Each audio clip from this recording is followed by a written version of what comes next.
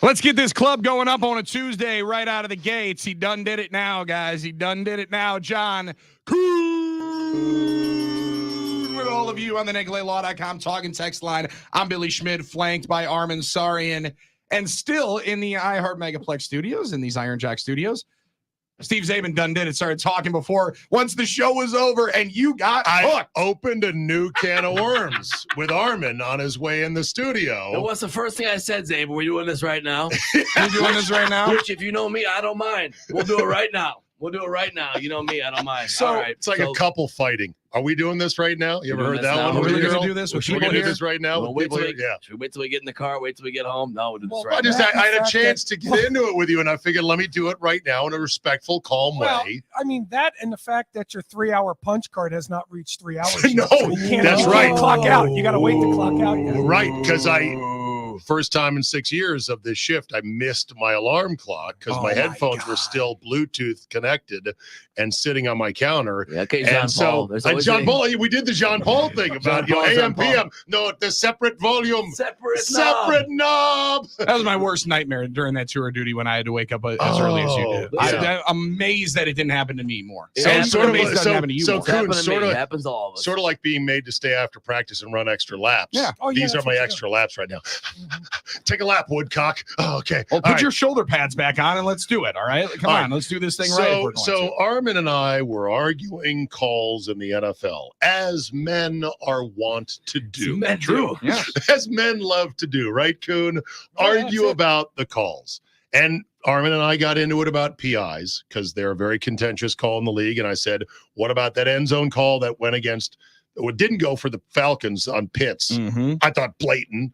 And it brought us back to the argument about the Chiefs PI call that I disagreed with Armin and Heller on, saying I'd let that go. Rasheed Rice against the Bengals in week 2. But your issue is more of the principle. I don't. Letter of the law versus. Right. I'm Yeah. a guy that I'm a contextualist. I want time and situation considered.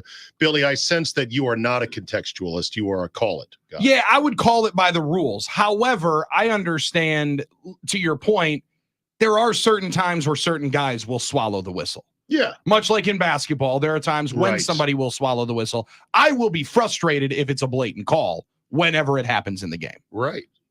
So that then brought us to the Dak Prescott in the end zone should have been a safety or maybe not call, which led us down a wormhole, Kuhn, of wait a minute. Was it a pass or was it a forward fumble? Was it illegal touching or was it what was the other penalty from the end zone? Well, just Illegal forward pass. Mhm. Yeah, exactly. Yeah, illegal forward pass. To me, Mike Pereira looked at it and was like, well, that's an easy call safety. And then they didn't call it a safety. And he just said, oh, that's interesting. And shut up, which made me mad. That's what you do when you're wrong, Zabe, because they are wrong 50% of the time out there. which You can never infuriated predict what me. the hell the refs are going to see it. Which infuriated me because I'm like, hey, Pereira, just say it was wrong. But they cape up. for They'll other never guys. say that about one of their guys. Yeah, no, God. they won't say that about one of because their guys. I don't think they were wrong. I think Pereira was wrong. I think he was the Really? one. Oh yeah, I think. he Because was what the do you one think was wrong. that play was? Because to me, the ball was outside of the end zone as he was fumbling it, or it was at least on the line as he was fumbling it into the arms of his lineman who was They turning didn't- around because he had lost his guy, caught the ball, stumbles for 3 more yards. And now if you want to call an illegal touching, all right, half the distance to the goal. There you go, 1.5 yard. But line, they snap didn't it call on. it a fumble. They called it a pass. Right. So what's a fumble? What's a pass? These are the nuances. Well, they did yeah. call it a pass. That's what made it illegal touching. Illegal Yes. touching. But you're But- saying it's a fumble. But a penalty in the end zone, Armin, should always be A safety, from what I But the remember. penalty offense. was not in the end zone. It was exactly. illegal touching. But the So where penalty did the began- touch? Where did the touch take Yeah, place? but the touch took penalty place. began in the end zone, No, and then the it went touch- out of the end zone. But it doesn't work like that. No, That's why you need to be where letter of did the law. penalty Zabe. start? The 'Cause guys penalty like you started interpret it wrong. where it was touched. It was Guys like illegal you. touching. See, this is the problem. This is the absolute. Has problem. has Nobody the really understands the damn calls, the know. actual calls in the But NFL. with- People have a hard time, and they don't like Pereira doesn't really explain it there. He goes and he wants to, by the way, they only give him about 7 seconds before the refs jump on and start saying what they're going to True. say. So he's got to rip it out really But quick. And a lot of these have a lot of a lot of defining these things to them. that review took a long time, and they had a long time to look at it. So I'd say Pereira had the full scope of time to do it. And this guy trained referees, Pereira. He was the boss ref trainer guy. So my belief, Kuhn, that Pereira's wrong and the refs on the field are right is dubious at best. But I want to go to footballzebras.com and see what they say. Because these are the dumb things. These are the elite website. I need to check it out. Footballzebras.com is one of my favorite spots to go on. Have you never been? No, I do all the time. Oh, you do? You're not being sarcastic. No, I want to know what crew is on each game. I want to know the assessments of them. It is a very useful site. Yeah, it's like umpire scorecard to me. Do you think that's where we got our assessments? Yes. Do you think that's where we got our assessments when I was playing? From Football Zebras? Yeah. Do you think that's where this came from? I mean, how do these guys know if this guy is same guys that are doing PFF? I mean, they fire off their own grades, and they'll grade everybody because they know just about everything. If you ask them. We went into games understanding that Torbert would be a guy that was going to stop the game for illegal hands to the face every single sniff that he got, or that Sean Hockley was a big pass interference illegal contact guy. Like, we went into games knowing these things because that's what the scouting report on the refs were. But back to Patrick Mahomes. Can we at least agree? I don't think we were ever on. But just wanted to get into Pat Mahomes. Yes. Wanted to get into Pat Mahomes. Can we at least agree that the majority of his penalties are on the soft gray borderline side? Always come through smelling Kansas City flowers. And I mean, go back to the most frustrated I've ever heard you about another player in the NFL getting involved. He's had more, this is unreal. He's had more interceptions wiped out by penalty than any other quarterback in the last 3 years. Doesn't he throw it more? Well, maybe, but still, he has more interceptions. He has more interceptions. He has more interceptions overturned in his career than the luckiest quarterback of all time per Armin Sarian in Tom Brady. Like, he's thrown as many passes as anybody else. Maybe that's the only way to defend to this point. Like, I mean, I know you don't like Mahomes, so like that's a tough. I actually do like Mahomes. What I don't. Come on now, John. No, come on now, John. This is me. Yeah, don't do the come on, John, and tell me why I don't. All right, I do. Okay, sorry. And I've said in the Super Bowl against the Philadelphia Eagles, was that a soft holding call on the cornerback? Absolutely. Did it need to be called? Absolutely not. Was it a penalty? Thank you. Yes, I said it. Just like the push out of bounds, against the Cincinnati Bengals. Was it soft? Absolutely. Did it need to be called? No, it was borderline. Was it a penalty?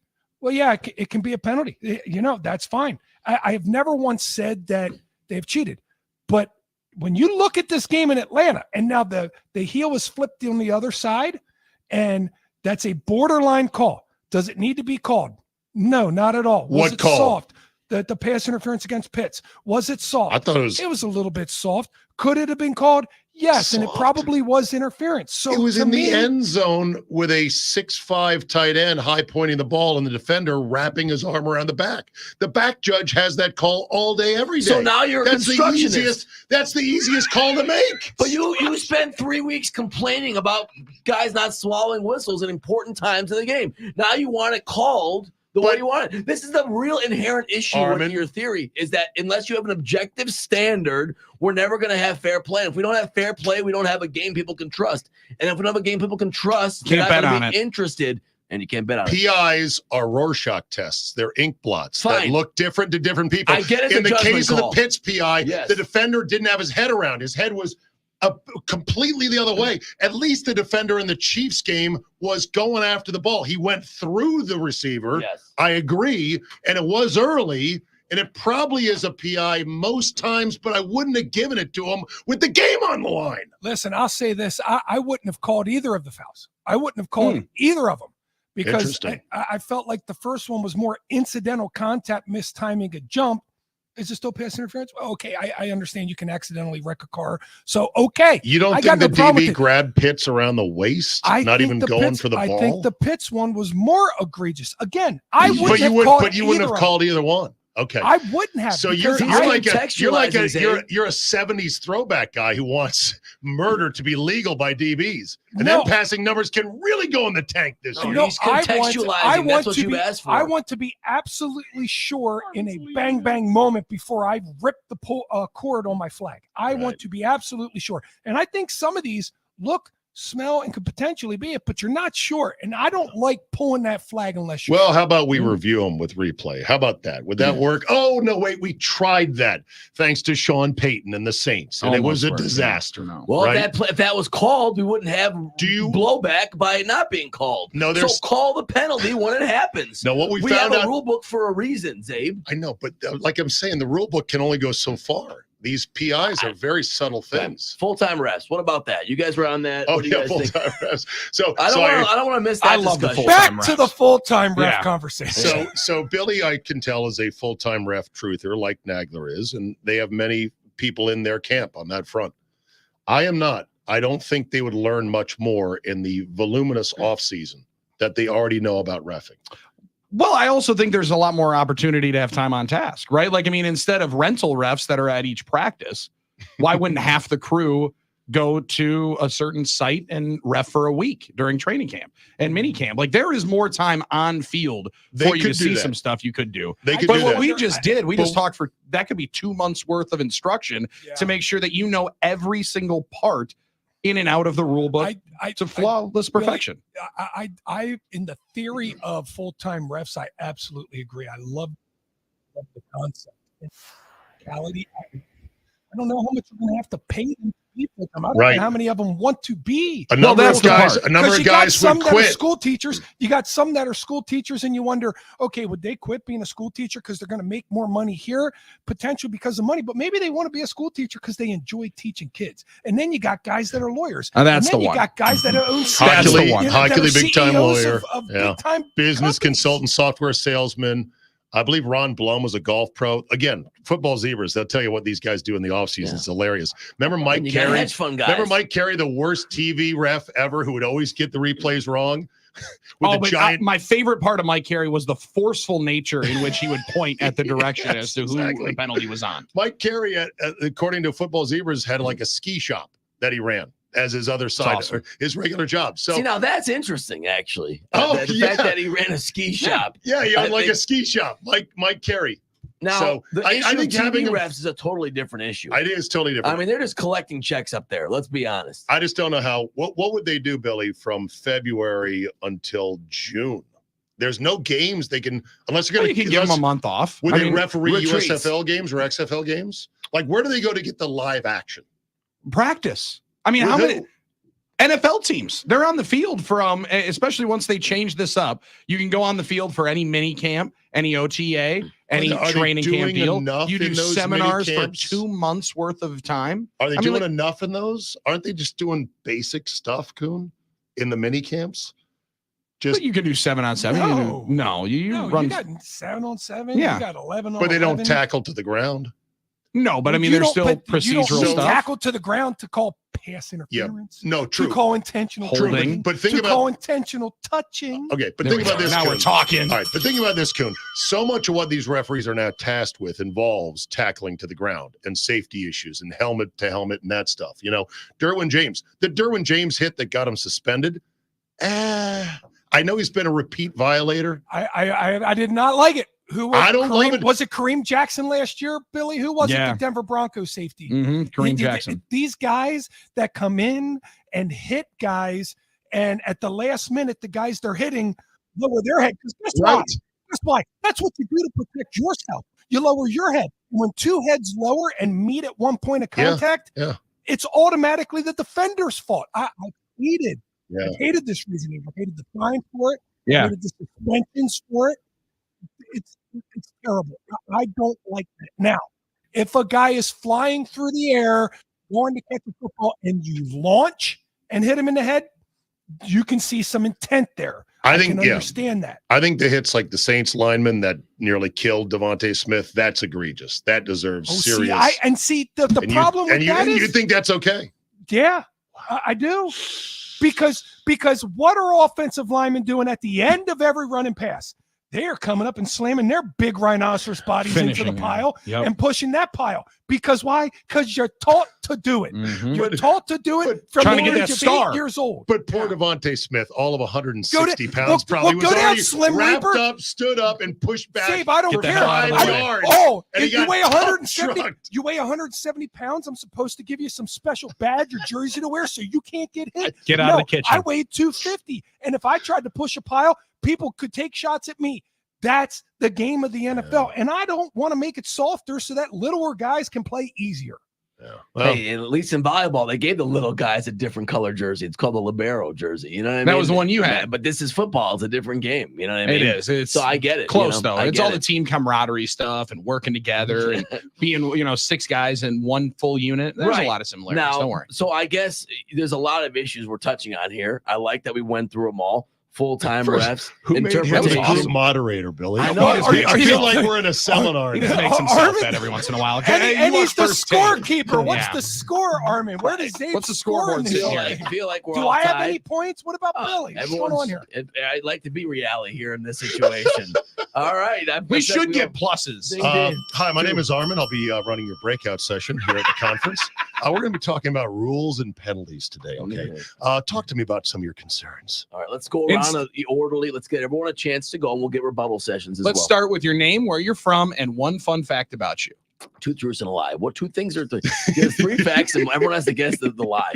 No, I just think when you start down the road of interpretation, it's a slippery slope. Yeah. So the Always is. contextualize, that's Yeah. my Well, point. but every PI is an interpretation, as we now know. Yeah, but we So- should at least have some written objective standard that the competition committee agrees on that gets us as close to trying to call close to correct But as we possible. don't, Armin. We won't be but perfect, but we don't, should try and to we be. won't, and they never will. Yeah, never will. Perfection, as Coach Boone once said, will never be achieved. However, maybe excellence, as we continue to Right. grind, will be. And maybe that's where Yeah. they go with officiating. Better Zay, yet- great work here. Thank you. Better yet, I mean, the whole looming disaster that is Jaden Daniels versus Caleb Williams, if you're a Bear fan, has got to be front Okay, and so center. you're in on this. This is listen. my new thing. He has to be awesome, so that can He always be the dunk looked- on Bears fans. He looked really good last night. That dime to McLaurin was get you out of your couch excited. How are your friends in the DMV? They're happy. I'm happy for them. I'm not coming back. People go, oh, come on back. I'm not coming back. But I'm happy for them because they have suffered. They have suffered in the nuclear wasteland of the post-Snyder era. And so they deserve something good. But, Daniel's got to keep himself healthy and upright. But he's a great passer, which is what they said coming out. They're like, Mhm. don't judge this kid like he's RG4. He can sling it. And that pass was on the money. And to He's have gotta Terry protect McLaurin himself. 2 games, not barely even get Didn't do targeted, anything. Yeah. and then 2 massive plays last night. And that's a game that it feels like we're going to talk about and say, yeah, remember when Jaden Daniels in his first Monday Night Football start had more touchdowns than he did incompletions? Right. Yeah, it feels like it's going to be the That's- start of the story. Yeah. Are the Bengals paper tigers, Kuhn? I'll leave on that. Are they paper tigers? They've been paper tigers. They got Really? on a hot run. They got lucky at the end of the 2021 postseason, Ooh. and they rode a hot hand, and that's fun. But they came up short, and now they're in a world of hurt because They're They don't sitting have at the that talent. table. Now, that's your guy, Billy. You know what I mean? I know. And to John's point, they're sitting at Joe that table. Burrow's your guy. Joe Burrow's your Burrow's your guy? guy now. You know who used to be his sitting guy? here. Trevor Lawrence. Yeah, Oh, you might have a bad Trevor record Lawrence. with guys here, Billy. Well, I got the Joe Burrow jersey though, so that one's a little bit better. That one will play, and that one we'll keep there. Trevor Lawrence. Burrow Still with look at that. the end of that 2022. Burrow with that hair dye 15 0-3. 2. I'd change the hair up. Start Yeah, with I that. would shave it. Yeah, I think you start just with shave that it. and see what happens. Well, Start with Zach- the El Baldo look and see how it goes. Zach Just Taylor dye was- it back. Just dye it jet black I like don't know, you Eminem did. can. Oh, Zach Taylor's got some work I to think you do. got to start fresh with that lettuce. All right, All right. Coach. I'm done doing my laps. Can I go? Is 100 practice over? push-ups and 200 burpees, and then you're done. All right. Good work. Give us 5 push-ups and 2 burpees before you leave. That's it. I just want to see it. I don't think it's gonna. Yeah. I did this. Now we're talking. All right. I'm really let's get the nervous. camera over 5 here. push-ups. Where's the and 2 burpees. This defibrillator? is Wait, incredible. wait. There you There's got to be one in this building somewhere. Can we go full screen on this, Armin, for our YouTube audience hold here? on, let me just try and. Oh, my back is good. Okay. Now we're talking. Down. 1, 2, 2. I don't think it works. Three. that way. 3, 4. 4. Now this is Let's the hard go. part. The Let's go. burpees. There. The All All right, here burpees we are go. the hard Burpees are the part. hard part. Oh, 1, 2. I'm not doing it right. I got No, that. there you there you go. go. Kick Yes. it out. All right. One. That's one. One more. Wow. Excellent Look, he's- work. he's- Excellent Get him work. with the ice bag. Excellent work. Somebody Oh, save God. the man. Go getting some ice. Steve Zabin on ice. Great work as we start. The club is going up. We got Paul Wagner in 40 minutes. We'll talk more about that Jaden Daniels start for the Commies last night and that Cincinnati Bengals squad. The luck has maybe run out. Also, helmet hats and more. It's a fun one. It's 9 to noon. Starting up. Club going up on a Tuesday on the game.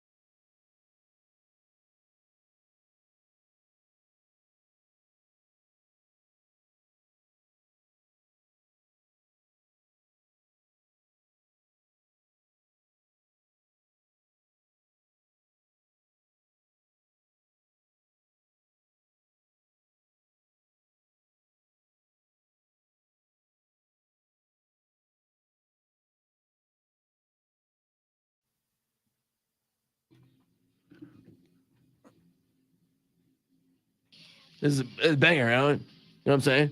9 to noon on the game. We're in line. Club's going up. Little head shaking. Little fist pumping. Let's hear it for the class of 2003. This is a big banger when I was in college. Really? This thing came out. Everyone was Just Everyone- losing Man, their he absolute just hit minds. you with the. I Yeah. did actually. Yeah. Come on, Like, Billy. Are I you did kidding? that. You kidding Do me, you Billy? not know- I know you're half a generation behind us, but It's one of the songs. Come on, guy. You first get in the. Back then you first got in the dorm and you're excited because you got cable. You have like this- cable. Went from DirecTV. No, listen, it was a big deal because I'm like, this is great. I got cable, I got the internet and all this stuff, and I can start downloading at speeds I didn't download before. Yeah. And I don't have to worry LimeWire. about breaking my parents' home desktop. Right. And this is one that one of the first ones I downloaded is a big banger. Well, my dad, we had 56K at home. He wasn't going to pay for like the most expensive. 56K. Well, yeah. Well, it was just, it was a dog. It was a dog. And we finally got cable when I was in college, I think college or earlier. I still think my favorite thing and the one that I'm excited to tell my young son about, and John, I wonder how your daughters will respond to when you tell them that at one point to get on the internet, you had to put a CD into the computer that and whole then thing, download the internet browser. And then that was actually the way you got on. But if all of a sudden mom got a phone call, sorry, you were done playing Oregon Trail. Like as quickly as that happened. You were kicked off. It's a beautiful, beautiful loss of life for. Oh, that's the best. You remember this? What a sweet, sweet And you're sound. like, yes. There it is. Oh, that sound. It's Yep. like nails on the chalkboard. Like, Gosh, I did it. now I can go on AM. And you heard this so much that you tried to like imitate the sound and create lyrics to it. That I part don't know that I was trying to freestyle rap it. Well, No, I whenever don't know. whenever you hit that last one there, if you weren't on before that Yeah. last one, you knew it was gonna, something's wrong. I can You go were get cooked. a soft drink because this is going to take a minute now. Yeah, I'm gonna get. We thought the spinning Is wheel was stuff. somebody's phone off the ringer? Whose phone? Who didn't hang up the phone? Mom! And it's like I couldn't wait when I heard that because I'm like, yes, I'm like 4 minutes away from getting on NFL.com. Like, they got new stuff on there. They have all the stats for every team. Like the internet was such a Dude, you would love NFL Pro. I mean, if you see any kind of thing of stats, NFL Pro is an absolute weapon. I'm excited to go on there and see the numbers all throughout from last night's game because it was incredible. When we were talking with Zabe just at the end there of our officiating conversation, John, he touched on it with Jaden Daniels. That was a welcome to the NFL moment for a dude that now has back-to-back wins in a team that whole organization. Mike Heller was going on a full rant yesterday about organizations and how organizations either always crumble and find ways to mess it up, or good organizations find ways to figure it out. I'm not trying to give too much hope to the Commanders fans in the world. I got a couple of very, very close friends that somehow became Washington Commanders fans at a very young age. So I do somewhat root for their happiness. Super strange. Were they transplants from the Northern Virginia area? Mm-mm. No, just guys that like the burgundy and gold and said, you know what?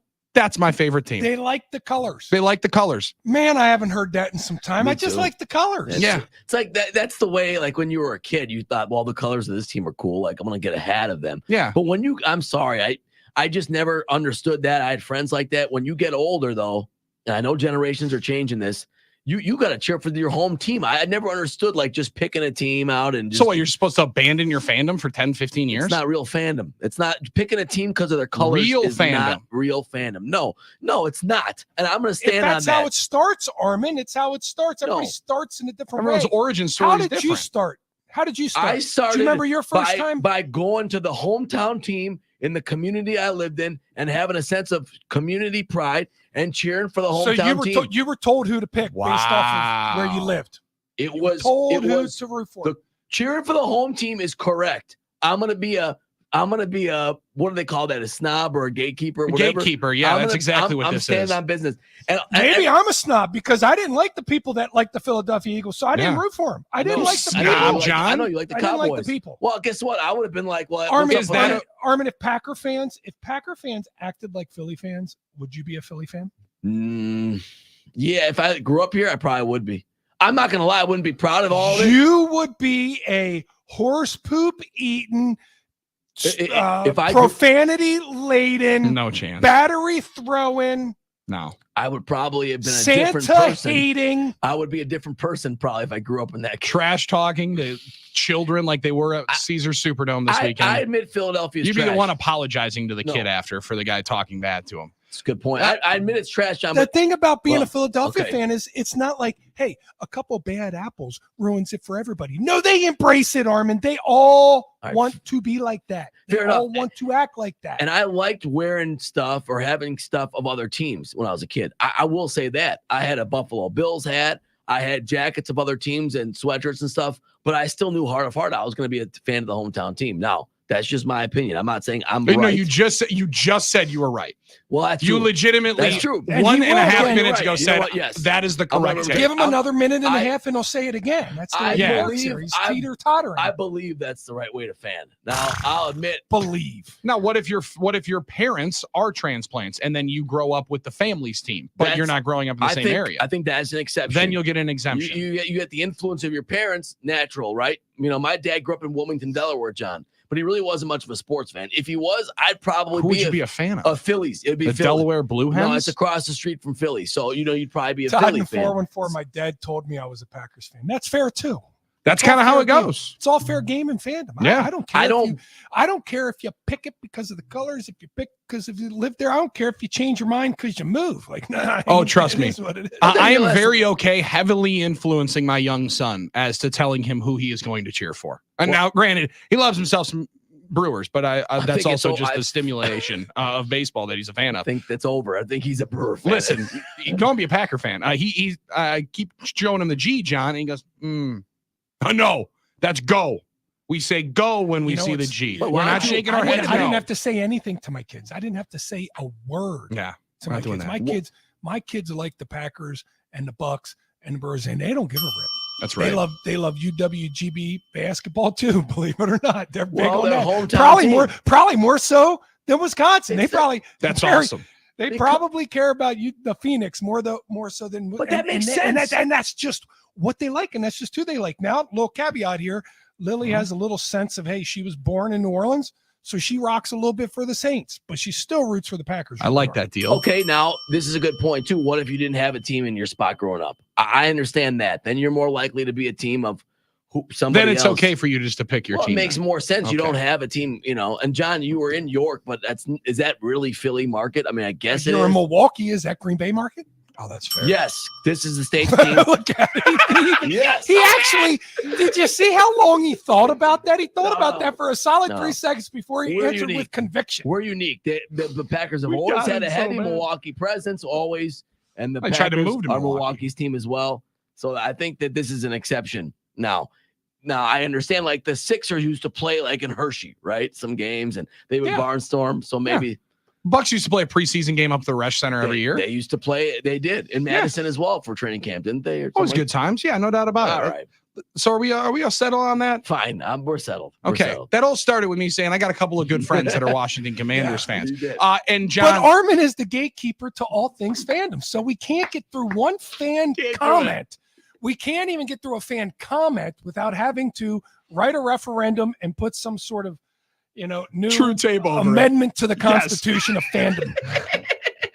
Oh, you got to have some. I got to written watch rules. what I say. It's political season around here. Oh, So- you- Dude, I caught myself once. Already today because we're not trying to step in it. Okay, we're not trying to do that. We have great affiliates that are doing You that, thought especially people were 11:30. sensitive about the rules of the National Football Just League? wait. Step in some of that stuff. Yeah, no kidding. Go through here.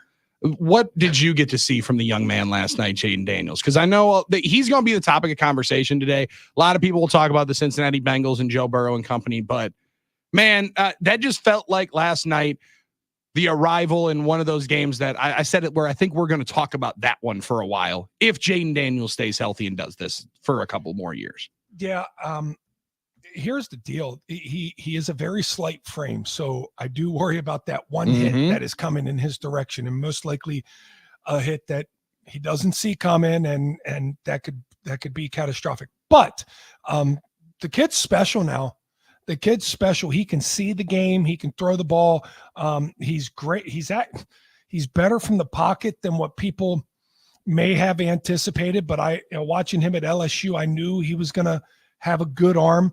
Sometimes those good arms in college don't translate to the NFL because You're not throwing to receivers that are, I mean, at LSU, you're throwing to receivers that are all going to be professional receivers And good ones. and going against First round corners. picks, yeah. And, you are going against some corners that are going to play in the NFL, but not every single week. I mean, you will have those games where you're just going up against, some college players. Totally. That's the only playing college. So you're throwing into much different coverages, much different looks. He looked good last night. The guy's got an arm. He looks to have a feel for the game, and it looks like they put him in a spot where he's comfortable. Now, it's hard not to be comfortable when you got Scary Terry as one of your wide receivers. Yeah. But just the way that offense revolves around him, I mean, they didn't run the ball particularly well, but just that element of that read option with him or that quarterback boot with him, just that element is enough to slow the defenses down, which again is important in the run or the pass game, because when you slow them down in the run game and they got to start thinking, the RPO game starts to open, then you can get some of the quick passes. If you can get some of the quick passes, then you can get to the intermediate passes, and that's how you open up the big deep passes. It's all a system that works together, and Jaden Daniels is the key to that system, and they've built that offense around his skill set, which I like, not dissimilar to what Matt LaFleur has done with Malik Willis in the last 2 weeks. And I think there's a really good comparison there with what Matt LaFleur did with Malik Willis. And people are going to say, well, Malik Willis is in his third year and Jaden did. He is, but he's in his like fourth offense. And this one, he's only spent 30 days in. They're comparable. Yeah. Well, Jaden Daniels started 55 games in college, right? Like 2 full years at ASU, or maybe he came in the middle of one of those years at ASU, his first year at ASU, but played 2 years and then went to LSU and played 2 full years. And John had so many lumps along the way. Did he win the Heisman Trophy? Absolutely. And had one of the most prolific seasons we've seen. Sure. But they also lost tough games, right? Like he had a lot of failure in there. And as now we're removed from the draft process, and maybe I should have been doing this more in March and April. We talked so glowingly about the situation that Caleb Williams was walking into, the incubator that they had set up there. Kind of slept on what Washington did in bringing in Allegretti at guard, Biotish, the center from Dallas, 2 legitimate NFL offensive linemen. They've been trying to build up front at least a little bit. They got 2 capable backs there. They have Terry McLaurin, who's a legit number 1 wide receiver that you can throw the ball to. And they had a defensive-minded head coach and an offensive coordinator that was going to try to do what he could to make it easy for him.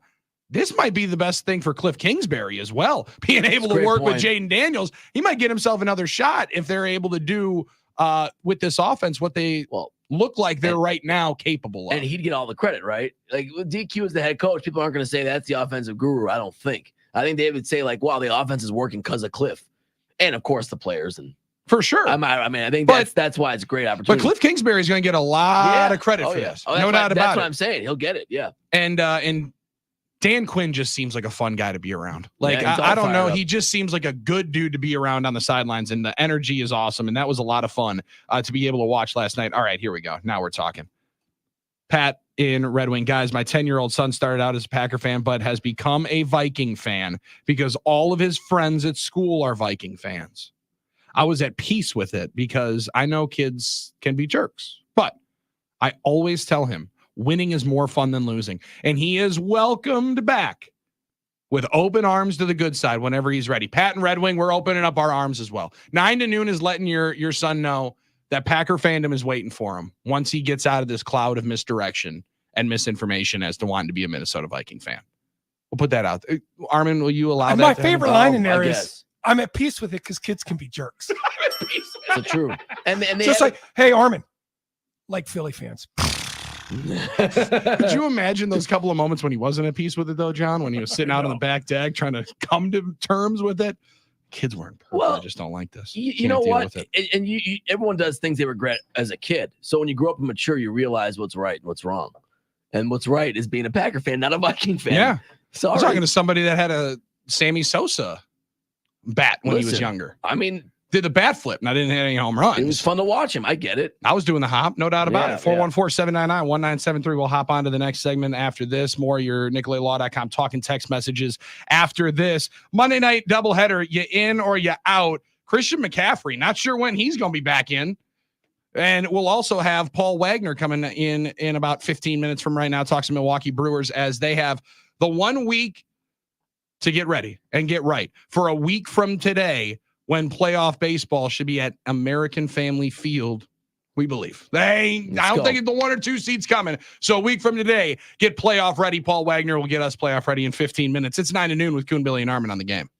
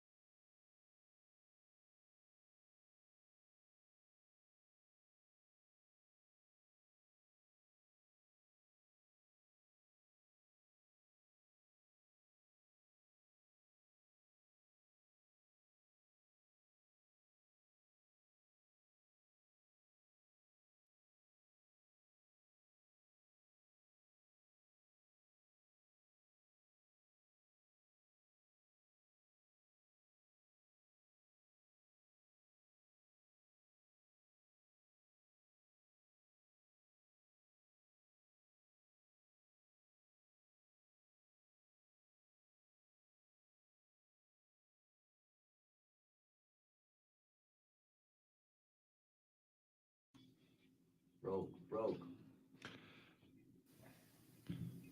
9 to noon on the game.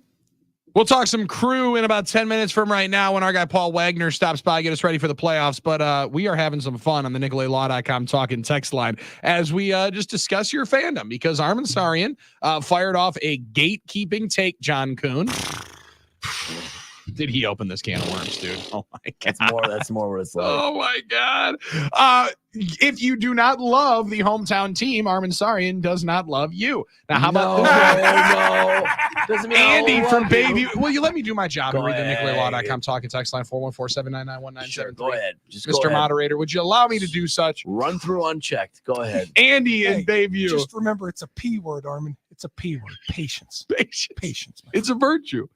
Thank you. Listening to your comments about the team you support, I'm from England, but have lived in the United States for 10 years now. American football became a thing in the UK in the mid 80s when a new channel started and we were looking for sports other than soccer, cricket, rugby, horse racing that other channels featured. That's cool. I actually. remember the Bears, the Fridge, Mike Ditka winning the Super Bowl.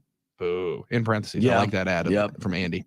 This guy's awesome. This is This amazing. This is awesome. However, since the early 70s, I've supported the Packers as my professional pen pal. American pen pal lived in Milwaukee. I also remember listening to American Forces radio broadcast American football games to American troops.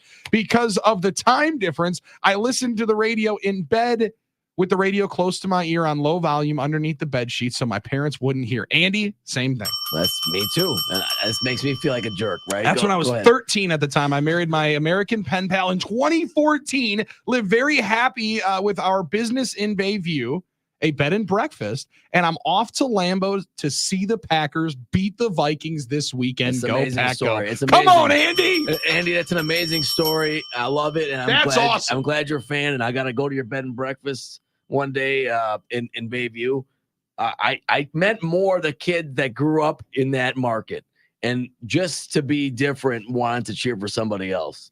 That's what I mean. Okay. Can we also not say that, John, that might be on our NicoletLaw.com talking text line, the next Hallmark movie where my That's man a great point. Yes. marries the American pen pal over their love of American football, That is- and then all of a sudden now they're a family. Like, that's amazing. That's amazing. It's a great I'm sending story. that script in. You know, this is what's great. Andy and Bayview, second text of all time. Last one, April 7th, 2021. Oh gosh. And now this. What That's an awesome, Andy. amazing text. And we got Nooners everywhere that come from all walks of life.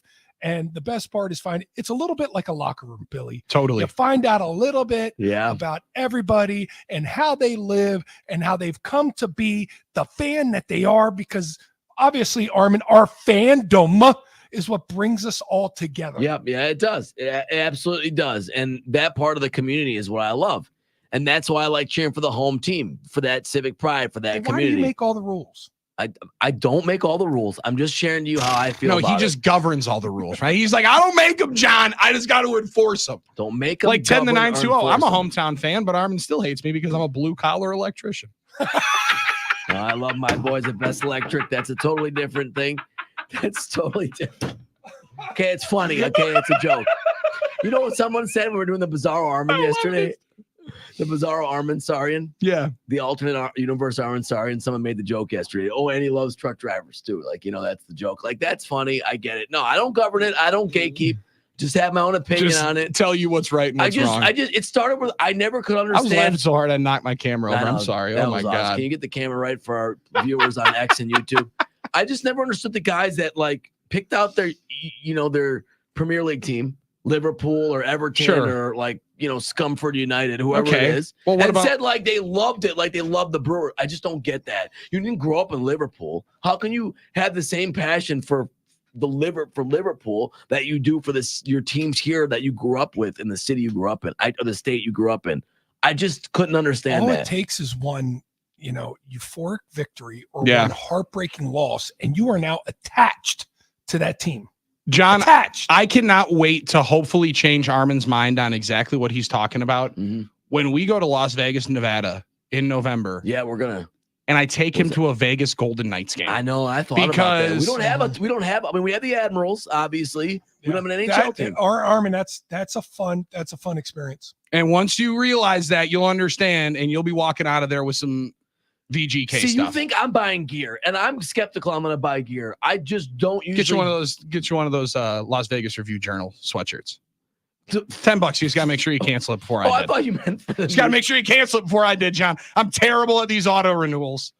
Athletic got me last week. They got me maybe 2 or 3 times. I think that $8 sweatshirt turned into like a $26 one, but it's all good. I'll get a free sweatshirt or something like that. Yeah. Maybe a t-shirt. You'll be a fan. Oh, you'll be a fan. Trust me. You're a fan of Lake Country Dockhounds. And you didn't even know you liked the Dockhounds until 2 years ago when all of a sudden you're like, wow, this is the greatest team I've ever been able to see outside of the Milwaukee Brewers. And their pitching coach, Paul Wagner, stops by to talk Milwaukee Brewers baseball with us coming up on the other side. It's 9 to noon. Hour 2 starts up next with Kuhn, Billy, and Armin on the game.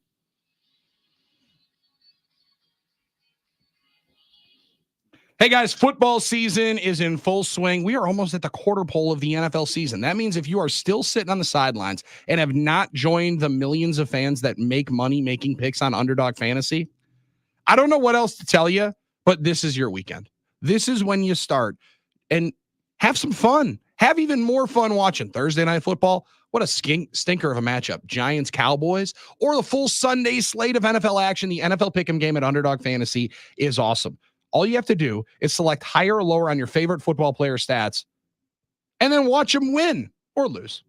You can lose. Let's be honest. You might lose because you might be like me on Sunday Night Football and picked Rashee Rice and Kyle Pitts to score a touchdown. Well, Kyle Pitts came up a yard short of a touchdown, but I still had a whole lot of fun watching and playing along on Underdog Fantasy. Making picks on Underdog is super simple. And it's even easier to get started. Go download the app today. Or go to UnderdogFantasy.com. Sign up with promo code Billy, BILLY, and Underdog will give you a highly discounted pick to use on your first pick'em entry, plus a first-time deposit offer of up to $1,000 in bonus cash. That's Underdog Fantasy, promo code Billy, BILLY. Claim your new customer offer of a gimme first pick and your deposit offer. Must be 18 plus and present in a state where Underdog Fantasy operates. Terms apply. Concerned with your play? Call 1-800-GAMBLER or visit www.ncpgambling.org.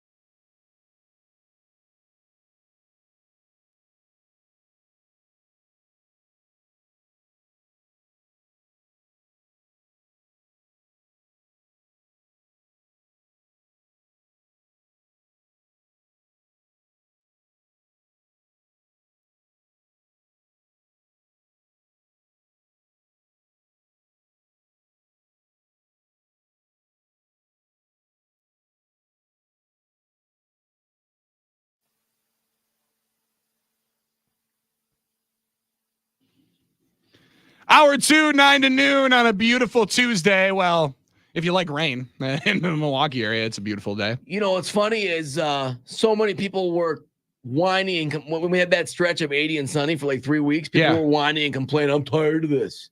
You're tired of great weather?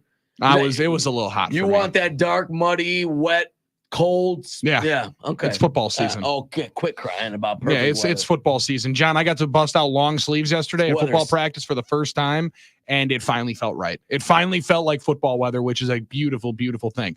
However, but you know what I noticed, and it's crazy about Wisconsin. We went from 3 weeks in the 80s, mid 80s, no breeze, not even a wind, nothing. Nope. The first day we hit the 60s, it's like the sign from Whistling Straits, the logo from Whistling Straits came out and just started blowing me all over the yard yesterday. Yeah. I'm like, pause. Dang, Yeah. we just pause. You get me on the yard, you get me out here, it's 60s. I'm trying to rake some leaves and get some clean, and you're just freezing me out. Yeah, I was cutting glass. It was cold. Dude, it was tough. We were sitting out by the fire. It wasn't cold, but it was chilly in a t-shirt. A little chilly. And all of a sudden I looked there, John, and maybe these long sleeves will be the right decision. Maybe this wasn't a bad idea. Works out. But even though there's that nice fall chill in the air, there might still be a baseball brisk breeze blowing through Milwaukee. And to talk about the Milwaukee Brewers as their playoff startup a week from today. Paul Wagner joins us now, our former Brewer pitcher and baseball pitching coach for the LakeCountry.com's. Wags, I feel pretty safe saying it. I don't mean to dampen anybody's spirits or parade. They're starting up a week from today, right, in the wild card round, because the 1-2 seed might be gone, but now we can line up exactly what the Brewers want for 1, 2, and 3 in that wild card round. Yeah. I don't know. I don't know who do we want to face? You know, I was kind of looking at it and thinking about it, and I think you're right. I think the 3 seed looks like that's where we're going to be. We got these 3 games against the Pirates and then the Mets. Don't get me wrong. The Mets are going to try to win. They need it. So we're going to play through it, but I don't know. I don't really know who is the best matchup for us. And that's kind of the concern with everybody. I think, who do you want to play? I mean, that's the big question. I'm sure that's exactly what John's going to ask me. Who do you think the Brewers want to face? And I think they just have to wait and then break it down. Well, that's a tough way to go through it. Yeah, definitely. I mean, do you believe in trying to avoid hot teams, Wags, or does the slate start clean during the playoffs? I mean, is there something to that? I'm sure everyone, confirmation bias. When a hot team wins in the playoffs, we all say, "See, you got to be hot," But there are teams all the time that can kind of not turn a switch on, but fortunes change once the second season starts. I think momentum plays a little bit because it's human nature, but no, I'm going to go with no. I think when the clean slate starts, I think a lot of players, at least in baseball, they go through, and this may seem disrespectful of sort, they go through the 162 games because you have to. You go through the season, you play the long, grueling schedule, the marathon. But now it's time, and I think real professionals, real veterans, they know when to turn it on. I mean, you look at a guy like, let's just look at that left-handed pitcher in Arizona, Jordan Montgomery, hottest guy last year, big free agent, him and Blake Snell. Jordan Montgomery hasn't been pitching good. But you know what? When it becomes playoff time and Arizona puts out Gallen and Fott, and then they throw Montgomery out, that's 3 good starters, and Jordan Montgomery can pitch, and he will elevate his game in the playoffs. All right, Wags. As you're getting ready to play a series, because it looks, fairly reasonable to think that the Brewers are going to have the wild card at home. I mean, right? I know might not be mathematical yet, but that's what it's going to be.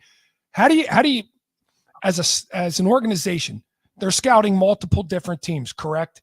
How do they really dial in on who they're going to look at and what they're going to try and set up for as they move forward here in this last week of the season?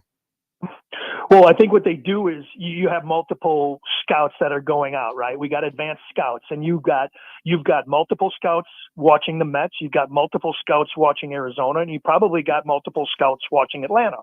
Mm-hmm. So now you have to break it down with, you look at your rotation and you say, okay, we have Colin Ray. And we know he's been a great pitcher all year. Maybe his ERA is skewed because he took a couple for the team. You got Freddie Peralta, who will step it up. Tobias Myers came from pretty much nowhere, and now he's legit. You got Savali that we picked up and Montez. How do those guys face like a Marte from Arizona or an Alonso from the Mets, Ozuna from Atlanta? This is what they're going to look at, and then they're going to see, okay, we got maybe, let's just say our bullpen sets up as, I'm going to go, if I get 6 innings, if I get 18 outs, I think I'm going to go Piamps, McGill, Williams. That would be my, my old JJ Jeffers, Josh Hader, Corey Knebel. Right. That's my setup. So now they're going to look and see how they're producing. Where is their power? Where's their swing?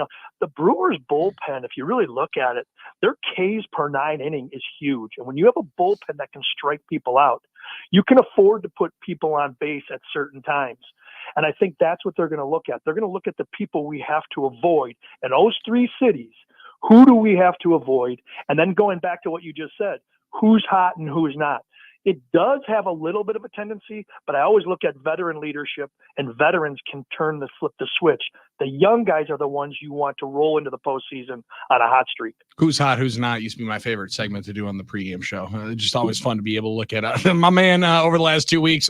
$150. You don't want to be seeing him in a tight spot, but then over the last 6 days, hitting 341, that'll play. Wags, it is difficult, and you seeing baseball for so many years and seeing the ebbs and flows and really the maturation of the game. Have postseason home runs always been at this premium? That just feels to me, and I understand, and maybe I'm just the young guy that likes to see the ball go out of the ballpark, and I don't really like bunting. However, it just appears that while you play for one run to try to win a singular game, in the postseason, it never seems to be that team. It's the one that's hitting the big time homers. And as simple as that sounds, the Brewers just haven't had that clutch gene in hitting playoff home runs seemingly as of late. Or am I just making it way too simplistic? No, because you look at it, and again, I put this to all sports. It seems like regardless of what sport you're playing in the postseason, hockey, baseball, basketball, football, defense wins. Defense will win you games. And a lot of guys will, you score 50 points, you should win. But I think pitching and defense in baseball is huge. And that's why that one mistake the pitcher makes, you have to take advantage of that. You're more than likely going to get one pitch in at bat. What do you do with that one pitch you get? Is it strike one or ball one? Is it strike two or ball two? Where are you? And that's where that home run and that fanfare comes up with a guy hitting a postseason home run, because pitching is more elite as you move in. And that's why I just look at it that way. I look at pitching and defense. I want to look at which teams make more errors. I think my advanced scouts, I want to see, does Lindor, he's coming off of an injury. Lindor will be in the postseason. Lindor is probably going to be active tonight against Atlanta. But is Lindor making mistakes up the middle? Who is doing things that I can take advantage of? Can I take that extra base when the ball goes to the right center field gap? Can I go first to third? What's my pop time on that catcher? Is Gabby Moreno, is he really a 1.9 down? Or can I steal off him? What are my times with my pitchers? This is where it's going to come in. And this is where the Milwaukee Brewers may have the edge, just may, because Pat Murphy and that coaching staff knows, like you just said, Billy, they don't have, and they haven't been putting up that magnificent postseason home run to win it. They know, Pat Murphy knows, that we have to do these little things, because we can turn a one-run home run. If we do things correctly, we can turn into a crooked number on the scoreboard.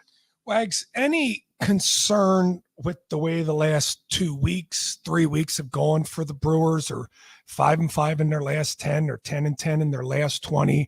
I mean, I know it's a long season and all, but this Brewers team has this feels like a law, not a downswing, just a law. Are you concerned with the playoffs being right around the corner? No, I'm not. I really don't. They have exciting wins. What they win Sunday, they were down like, I think they were down 8-0, yeah. 8-0, yeah. 8-0, yeah. And they come back and win it. So, I think as long as the 5-5 record, John, I'm okay with that. I wish I could have got the 1 or 2 seed, obviously.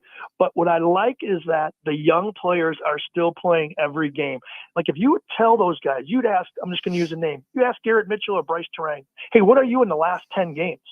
Not one of them would come back to you and say, well, yeah, we're 5-5. They're going to say, we're good. Hey, we win. We win. That's a simple answer. Hey, how are you in the last 10? We win. We win when we need to win. So I'm really anxious to see them cruise in.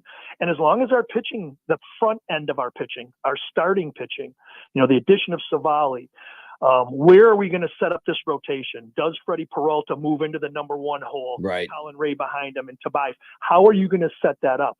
We are very, very right-handed dominant. And if you look at all the teams that are in there, the Mets, Arizona, Atlanta, all these teams do their damage against right-handed pitching. Mhm. Alonso's got 50 homers. Yeah, I'm making it up. That's a concern. Azuno's got 50 homers. You know what I'm saying? These guys are just they're just monsters. And Marte, I mean, these guys are just hitting bombs off of right-handed pitchers. So maybe that's my situation. But when it comes to the bullpen, I think they're going to roll into it, and they're not even going to worry about the last 10 games. Well, that's kind of and I'm concerned. I'll go back to what Billy was saying, and we talked about it last year, Billy, a year ago. I remember it. It seems like this game gets so condensed down when it comes to playoff time. Individual moments, runs are harder to come by.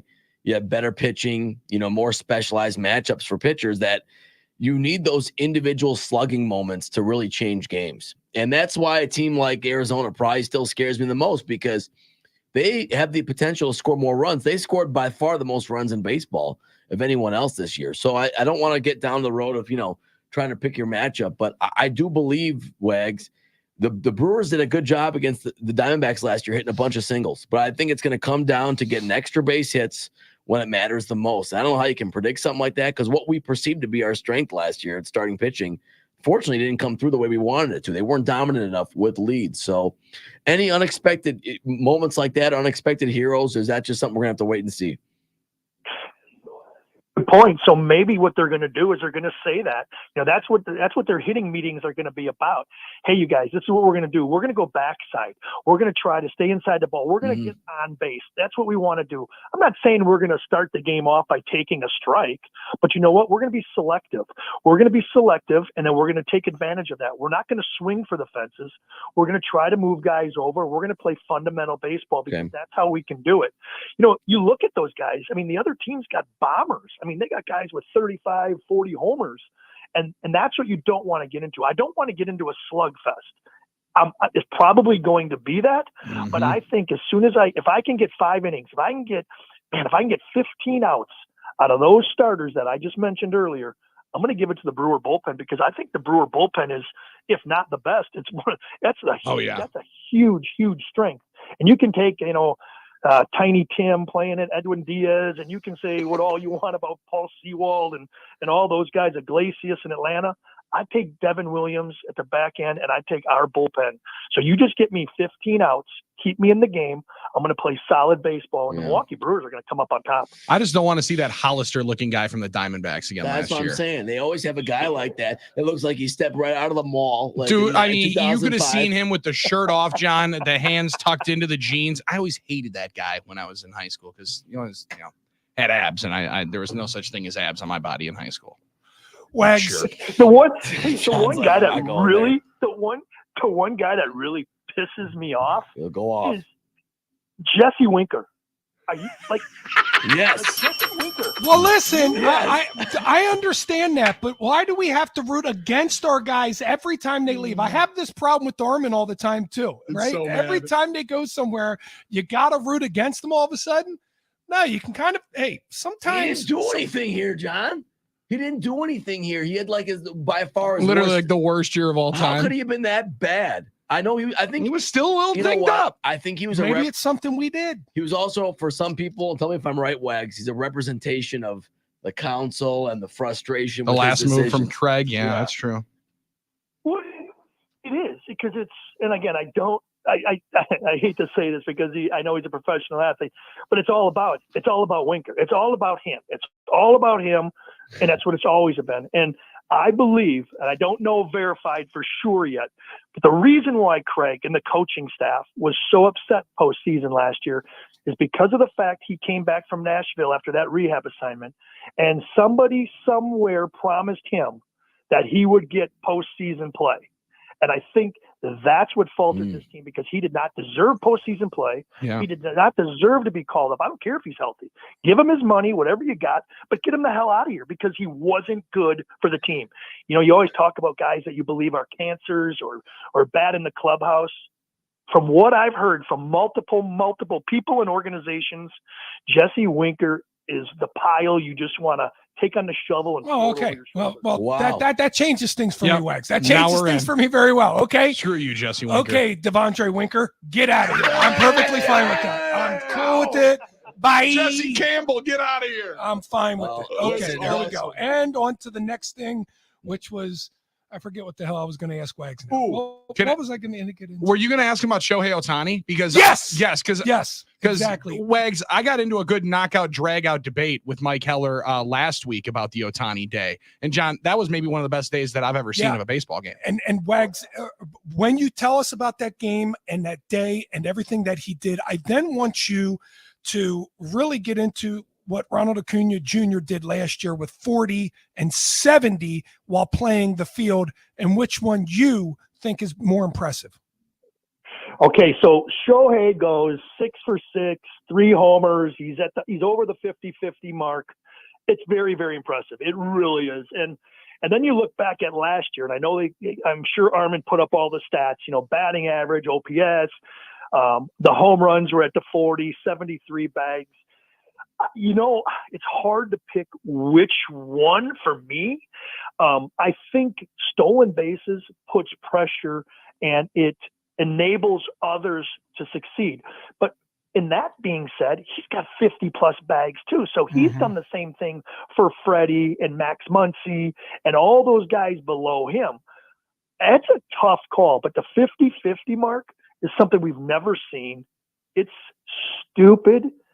That game going 6 for 6, I don't even care if it was against the Marlins. That's still an incredible. It's the best game I've ever seen. Obviously, I didn't watch it live, Yep. but watching the highlights, how it started, the last 3 ABs are 3 homers. Yeah. Matter of fact, he should have had if you watched it, one of the double he had should have been a triple, but he got thrown. I mean, shouldn't have been. He got thrown out at third, but absolutely an incredible game. Probably the best, one of the best games ever for him, and probably one of the top 5 ever in baseball. Acuna, man, last year's MVP run in Atlanta, that was stupid. Also, I'm gonna. You can coin flip that, John. Coin flip that, and you pick what you want. I like the home runs, because if you're going 50 plus, 52, 53, I got 13 or 10 more homers. That's 10 more people that could be on base. And there's something there's something I just like about Symmetry, Wags. There's something that, you know, it just Round feels numbers, it feels a little heavy on the speed side for Acuna, not as much on the power. We talk in baseball all the time. It's speed and power, and Shohei's got both while standing 6'4" and looking like Godzilla. I mean, he is awesome. What if we saw him throwing in the bullpen? Thank you. What if he comes Yes. back next year? He's not going to be a 50-50 guy. But let's just say he's Why a not? 40-40 guy. Maybe, okay, John, maybe he's a 50-50. Let's just say he's a 40-40 guy. But then you throw him on the bump for 20 starts, and he goes 10-2 with a 2.9. Could be one of the best if he comes Babe back Ruth. from this injury. Remember, this is his second. This is his second Tommy John. So what he can do, and maybe he just goes and just says, you know what, I can always hit.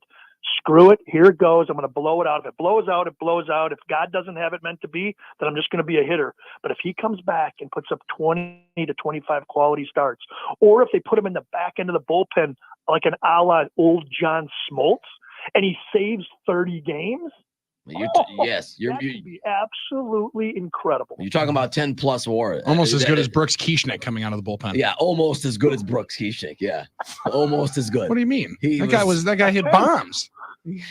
He did hit one. I do Remember Armin, that's a 10 WAR. You said. Remember, Wagner had would you say I had a 3 or a 4 WAR? Yeah, come on now. Yeah. It's got to be what, 15 WAR? Well, I You meant don't even positive remember- WAR. Wow. Sorry, Wags. No, actually, I don't know what your WAR numbers are. Holy cow. No, Well, Wags, yeah. I'm glad that you in the spirit of the conversation didn't mention, because this was the knockout dragout that I got with Heller of the greatest game. He said you can't talk about it without saying that the last homer was off a position player. And you just gave a great answer about it, and it didn't even come up one time. So he said it would have to have a potential asterisk at that point, because there's no other sport where that happens. But those guys get guys out 1, 2, 3 every once in a while. Yeah. Well, what if he strikes him out then, Mike? Mike, if he strikes him Thank out, you, does that Mike. count? Hear that, Mike? Then it's the most embarrassing Most embarrassing, yeah. finish to a game, because a guy who came out here got his 50th and his 49th and his 50th in a game, then all of a sudden comes out and gets out to a position player. The pressure, you make a great point. The That is true. pressure for the last at bat was probably the most pressure he had. That last at bat was the most pressure. I got a he feeling had, he said 100. because I'm that hoping he is said where 100. you I'm are banking on it. That is where you can't fail. You cannot fail. Yeah, No doubt, and dude. by the way, you had a 2+ WAR, so yeah, you were There we almost, go. you were right there. Winning player. You and Shohei. I really believe it, Wags, and guys, I believe it. I understand you don't want to make him a pitcher because of the injury risk, but when it's playoff time, you can't tell me he can't go 1 or 2 innings. Oh, I can't wait to see him come out of the bullpen in the DS against the Brewers and give up like 3 runs in the 8th inning. If we're paying him this, Give up game 4, and then the Brewers go and win game 5 in LA. That's going to be awesome. if I'm the Dodgers, though, and we're paying him this type of money, whenever we're paying him now, 25 years down the road, we're trying to win a world championship. I'm using every piece of you I can. I mean, that's just the way I'd look at it. Pause. Yeah. Oh, absolutely. And Doc Roberts is Dave knows it. Dave's been the last World Series the Dodgers won was in 2020 in COVID year, yeah. 60-game COVID year. Yeah. He needs to do something. I know they extended him and stuff, but LA is LA, and they need to win. If Shohei can pitch, Shohei's going to pitch. I want to see him either get bounced by the Brewers or bounced by the Padres. I'm very, very excited to watch the Dodgers lose in a very, very grand fashion here in the playoffs. So it's one of my favorite parts of the baseball season, and I will be watching along and cheering on the Milwaukee Brewers, and we'll be talking with Paul Wagner as those playoffs continue. Appreciate it, Wags. All right, boys. You guys have a good rest of your week. You See too, you later. man. That's a great conversation. Great stuff. I'm mad, John, that I didn't have that last card that Wags just gave me in the Heller argument on Friday. I would have broke him, Armin. Yeah, you that would have been a great counter. That would have broken argument. him. He was Well, very upset. That's the first thing I think. If you expect him to hit that homer off a position player, isn't that more impressive that he actually did what you expected to happen? Dude, and he hit it. I'm sorry. I don't know that I've seen many home runs hit that far since I watched Russell Branyan hit it off the Liney's Lodge, which was a majestic bomb. I remember. I think that's still the longest homer in Brewers Yep. history. Off the canoe that was there on the little bar. One of the best moments. It wasn't a deck with that climbing wall back then. They had that rock climbing wall up there once upon a time. Yeah, but it was deep right Okay, center. Yeah, it was deep right okay. center. Kind of where like the Tundra territory right? No, is. I get it. Yeah. I have to find a highlight of that. We'll find it. Yeah. 414-799-1973. We got some sad audio and some sad news to report for the Green Bay Packers. We got to talk some Green Bay Packers because while we've talked NFL officiating, Monday night doubleheader last night. Do you like the Monday night doubleheader together? We'll continue that. And Packers and Titans, as well as looking ahead. 2 knees for the 2 quarterbacks as week 4 comes up. Packers and Vikings. We'll give you the updates there. It's John Kuhn, Billy Schmidt, Armin Sari, and 9 at noon on the game. John Kuhn here for Pella Windows and Doors of Wisconsin. I love Tuesdays talking with Wags about this incredible season the Brewers have been on. We know Pat Murphy is first-year manager. We know the pieces that went elsewhere. We know the pieces that went on the DL. But they still had this outstanding season, and Pella Windows and Doors of Wisconsin is here to remind you that they, too, finished first, but in the windows and door leagues. Pella manufactures all their own products. Each one of those products gets tested thousands of times to ensure it stands the test of time, and quality, craftsmanship, and innovation are built into every Pella product for timeless beauty and performance. And you know this because you pick every detail. Pella's windows and doors, they're the best in their class, not only from the endless styles, but for the features you cannot see. And now for something you almost cannot believe. Get as low as $18 per window and $81 per patio door per month. But you got to hurry. Listen to that deal one more time. $18 per window and $81 per patio door or per month. but it only lasts until September 30th. So jump on it right now. Certain restrictions apply. See showroom for details. And when you go in, let Gina Della know that John Kuhn sent you. Please visit PelletWI.com today.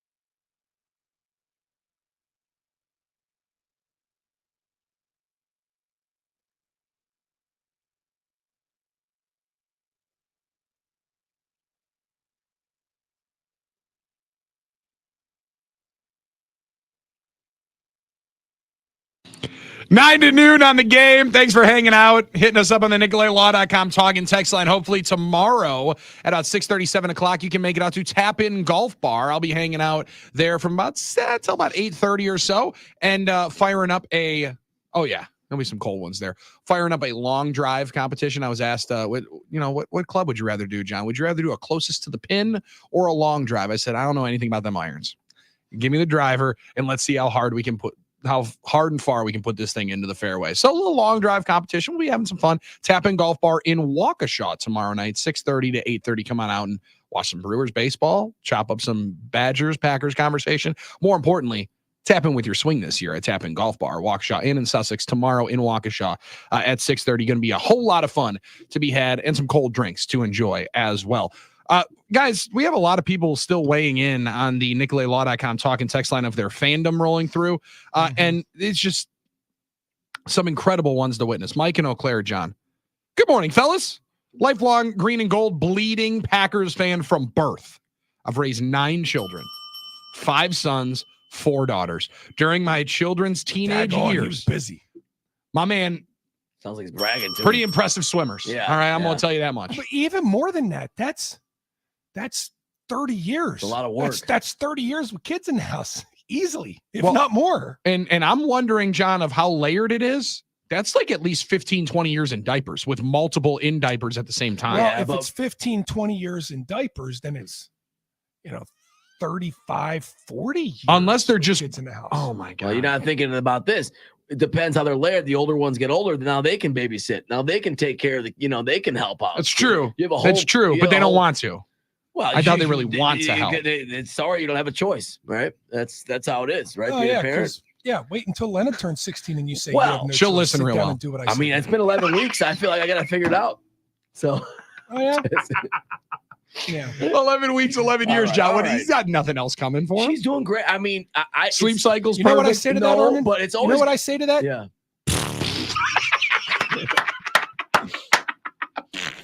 Bro, you are in for it. She'll, You're in for it. when I tell her Just wait till it becomes SmackDown Yeah. every single time you try to change the diaper. Why are we doing so many leg kicks? No, This she's isn't a doing that. UFC octagon. Trust me, she does all that. We can calm down here. I just feel like I'm sure when she's 11 and wants a cell phone, she'll understand why I say it's not time yet. She'll understand. she'll totally right? understand. She'll be real Yeah. cool with it, right? Yeah. It'll Not- be an easy conversation. Not disagree at all. She'll reason with me. Probably not. I get it. I'm being sarcastic. I understand it's not going to be all puppy dogs and roses in terms of. I thought it was rainbows and ice cream, but Yeah. continue. All right. Children will normally, during my children's teenage years, which are always miserable, children will normally pick whoever is winning. So I had a Tampa Bay Buccaneers fan, a Los Angeles Rams fan, and even one slipped into the extreme dark side and started rooting for the Vikings. But you said winning. Weird. It was definitely hard. It was more than I think to see if dad would freak out. So no, I'm happy to say they've all come back to the pack. And when they come home, we have amazing Packers parties. And I'm proud to Pause. say Green. Did he say he has kids lashing out at dad? Like, most kids, when they want to lash out at their parents, they dress in goth, right? And dye their hair black and start getting drinking their Burnett's. lips pierced or something like that. His kids, oh no, I know what'll get dad the most. I'm going to be a Viking fan. Come down wearing purple. I'm wearing Vikings. Just seeing dad just fall into his chair. No! Sitting at breakfast when dad's mad at you. Skull. Skull. Skull. Just staring at him. How you like that, Dad? How you like that, Dad? Skull. Oh my God. Remarkable restraint from Mike and Eau Claire to be able to calm himself in those moments. Great pause time, John. Excellent use of the pause button. Good point, man. Proud to say Green Bay lives in my heart and my children's hearts now. It's a gift for my children from the greatest sports team in the history of professional sports.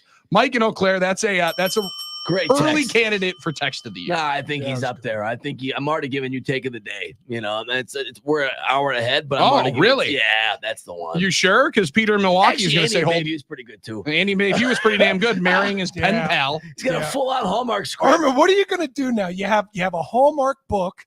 You have now, the Sure. greatest depiction of what it's like to be a parent in this world, a parent of 9 kids, by the way. Let's hear it You for have that. those two as the two front runners. I mean, I'm having a hard time getting, you're a damn good parent. If you're a parent of 9 and the way your kids rebel Yeah. against your parenting is by being a fan of a different team. Yeah, That is unbelievable. That's good work. Good parenting, no doubt about it. No Caleb doubt from about it. Burlington. I was a Packers fan as a kid, was converted to the Vikings by Randy Moss and Dante Culpepper. After years of chokes and disappointment, I've come back from the dark side. Go Pack, go. You know, people do forget that Dante Culpepper had a pretty good run as a Armin, as a how do you quarterback. feel about accepting fans back?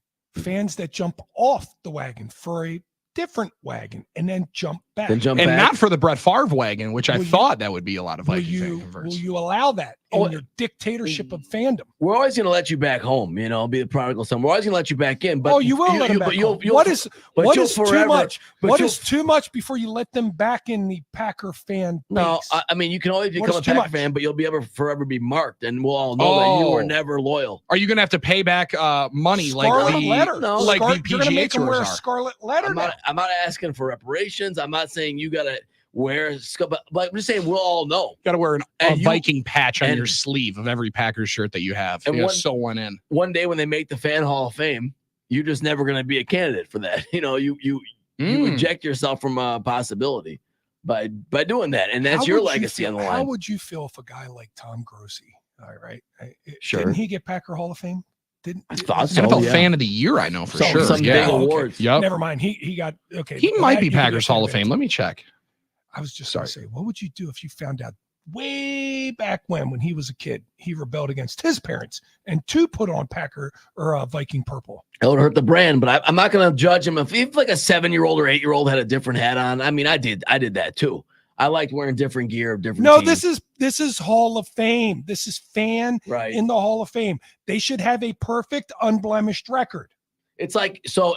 It's the greatest of yeah. all great fans. So like I'm Armin. out. I mean, They should be the yeah. best of their generation in fanning. I had my Bulls championship. Like Jim shirt. Pecker from Racine, Wisconsin, who was the 2009 candidate. Yeah. Oh, really? I'm looking at it right here. He was right after Richard Ike Eisenhower of Wauwatosa, Wisconsin, who was voted in 2007. Wow. All right. Well, we stand on the shoulders of giants, apparently. Yeah, There you go. stand on legends. Being able to, these guys walk so you can run in your Packers fandom Yeah. and tell people when they cannot be Packers fans. Big fan of that one. 414-799-1973. We'll get into more conversation around the Green Bay Packers. I mentioned Brett Favre. There is some news going around on the Twitter sphere after his speaking to the House of Representatives as he has a hearing for the welfare situation down in Mississippi. Tough news coming from Brett. We'll bring you that on the other side and get ready for our investment hour. We will review week 3, pick for week 4. It's all coming up in hour number 3, our best one yet. We're back before then on 9 to noon with Kuhn, Billy, and Armin. Stay wide on the game.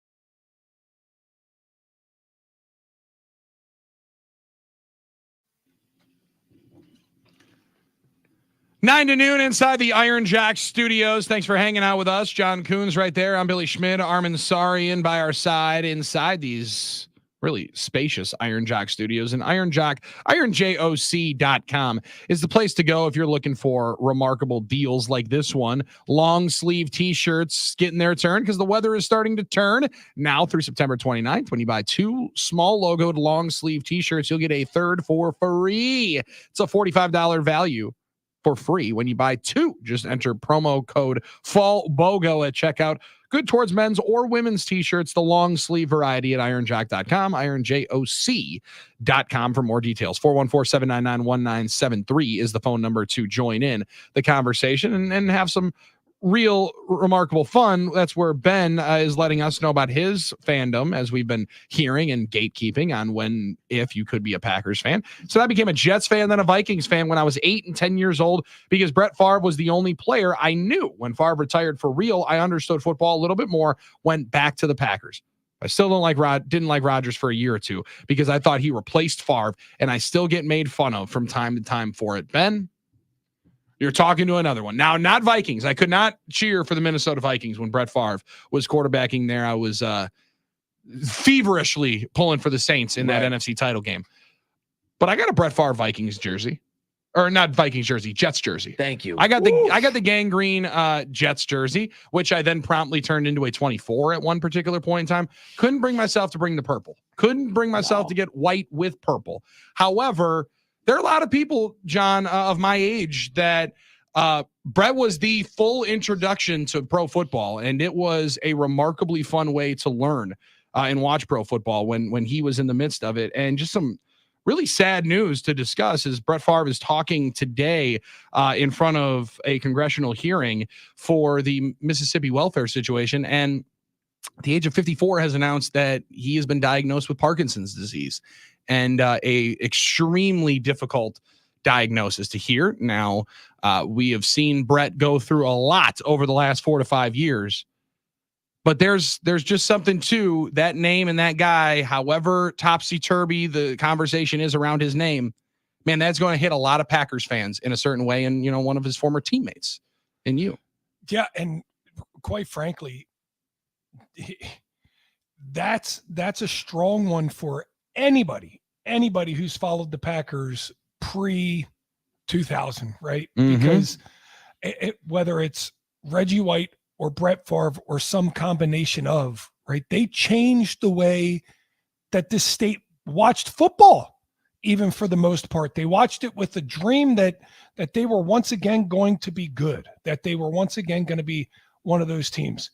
I mean, when you talk to somebody like Tim, who says, and you gotta live through the 70s and the 80s to know what actual lean years were, and working with Larry McCarron, the Rock, and you find out what it was like on his teams that had great offenses, one of the more prolific offenses in the NFL, but couldn't even make the playoffs because they couldn't field a defense.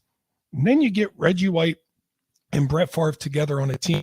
It was kind of a 1-2 deal. But Brett was the one winning MVPs. Mm-hmm. Brett was the one that really adored himself to the state. I mean, he was bigger than just a Green Bay Packer. He was Wisconsin, and there were people in Pennsylvania we talk about fandom, and people in Pennsylvania that were buying Brett Favre and Sterling Sharp jerseys because he was that damn big of a deal.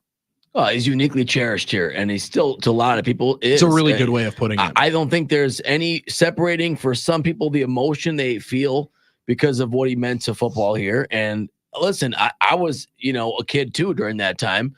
So the crucible that we were in, that it's a time capsule. There's really no way to separate the emotion of the memory from what it all meant and the feeling, what it all felt every fall and winter in the 90s when he was playing.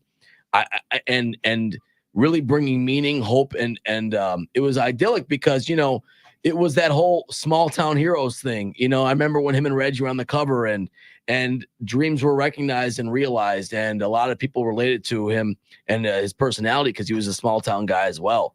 So that's why this will continue to be an emotional thing for a lot of people. And there's no separating that. There's no separating that because it reminds them of their own memories and their own life. and their own time growing up, Mhm. right? Growing Yeah, no up doubt with about it. And there's a lot of people, whether they were kids, Armin, or in their mid to late 20s, 30s, 40s, like there were a lot of people that grew up and also the uniquely cherished part with Brett is his struggles were all in front of They're the camera. transparent. He was transparent, and you heard so much about it, and people feel like they could relate to him in just such a different way. I've talked about a lot of ways, John, like Brett feels like the dude that would still be pulling up to the cookout, sitting with you, maybe drinking somebody under the table at the party and being the life of the party. And even though Aaron's on-field performance could supplant him as the number one guy, there's just never going to be that relation to Aaron like there was Brett. And even after their times in Green Bay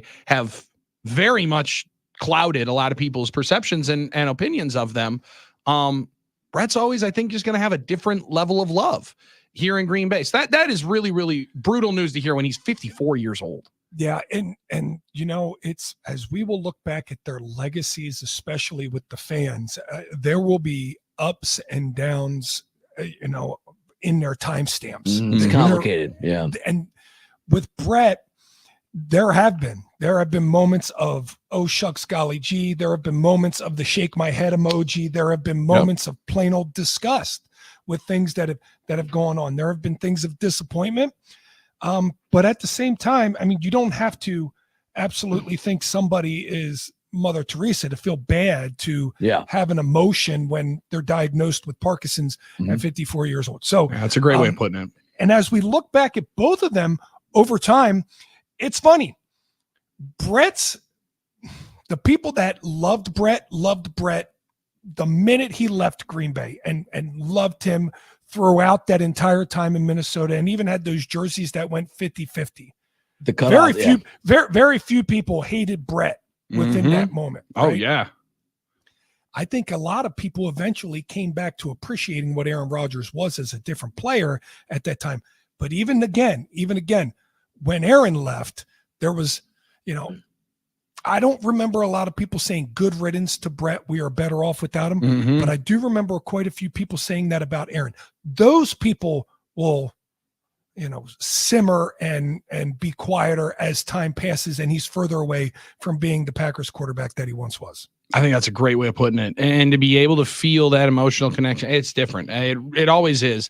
And it really will be. And time will change perception of that situation. Also, maybe made people appreciate the way Jordan Love handled himself in that transition because you saw it again. And it was very differently handled between the transition from Brett to Aaron to Jordan. But some tough news. Brett Favre announcing that he's been diagnosed with Parkinson's disease at the age of 54 here today. All right, let's flip it over to our investment hour, our favorite one of the day. Hour 3 is always our best of the day. Caller number 4 will be our contestant here today. Caller 4 to 414-799-1973. You will be our contestant on You Better You Bet. We got to go to week 4, but wrap up week 3, see who qualified for the playoffs. Did anybody beat the guys with a chance to eat with the guys at Carnivore?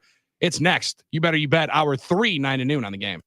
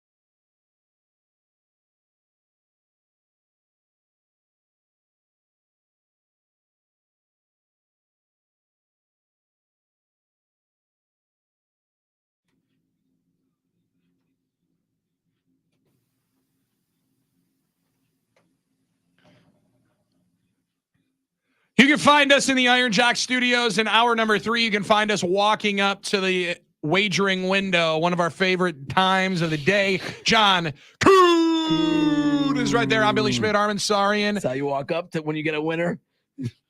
You just kind of I like that line. you just kind of stroll up. This is really how I feel anytime I go to Potawatomi Sportsbook. Find me in the club. You know exactly where I'm going. Right. Come give me a hug. We're hanging out. We're all trying to invest. It's a great time. It's a communal experience at Potawatomi Sportsbook. It's one of the reasons why it's maybe the most fun place to watch any game, especially one that you don't have any interest in, because there's plenty of people that are interested. There's plenty of people that are invested. So why wait? Hour 3, 9 to noon with a You Better You Bet review Tuesday. We got to go right to it. Play the music, Armin. Well, sorry guys. Sorry, I thought you were chomping at the bit waiting for it. Not How about I okay. Here we go. I was gonna give it a different lead in, but this works. No, I say like 4 more seconds. You better. You better, you better, you bet. You better. You better, you better, you bet.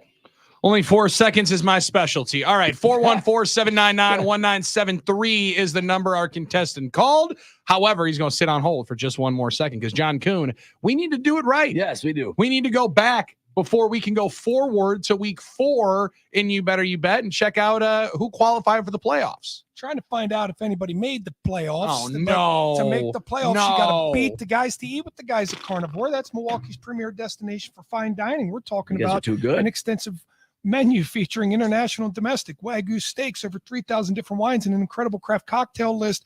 Omar and the gang at Carnivore have something to meet and exceed even the finest taste buds expectations, where fine dining meets. Modern experience. Only and at it's delicious. Carnivore. Indeed. Only at Carnivore. Do you not want to eat at Carnivore Nooners? Do you not want to be down there at Carnivore Nooners? They do. They do. And they tried hard this week, Billy. Oh, did they try hard? In fact, not one person out of the 7 of us that picked games last week got less than 3. Everybody got 3 games correct. Okay. Even That's laser? good. There Even- are some weeks, even laser, and there are Maybe. weeks that 3 will get you in sometimes, but 3 didn't get you in this week. So Dan in Janesville and Anthony in Saukville, you're both out. You can come back next month See ya. to try and play again. You thought 3 was going to do it. 3. How about 4? Did 4 get you there? I had 4, so that means no. Laser Milwaukee. Unfortunately, you didn't make Off it either. target. No, because we know ties do not count. How about 5? Did 5 gotta work get you for in. anybody? Mike and Slinger, nope. 5 didn't work because Billy picked 5. Billy no. correctly got 5. Billy's In been on here. fact, the only one Billy got wrong was the Miami Dolphins plus 4.5, showing their booty cheeks right out there on the field. That was They maybe were the getting- dumbest thing I've ever done. I'm going to be honest. That may have been my dumbest pick that I've made. You did a great job. Yeah, going but for you're the teams. on a heater with the system play, and I knew what you did. You know what? He took the system. The system worked for him. The system also worked for Mark and Madison, the lone nooner to get through this week. He took Bills -5, Lions -3, Seahawks -4.5, Packers +2, Colts -1.5. And with the Bills as his lock, He had one. Mark He and got one. Madison got all of them correct, got every single one correct. So far, we've been through 3 weeks of Yes. the NFL season. We got 2 nooners in for the playoffs. And it took one of those nooners going absolutely perfect just to get in. It did. I It's love a hard that. knock life. It's a hard in knock life. 2024. It's a hard knock life. It's not easy, especially when one of you guys, and usually it's one of you two, is on a heater. But you do join Josh and DePere.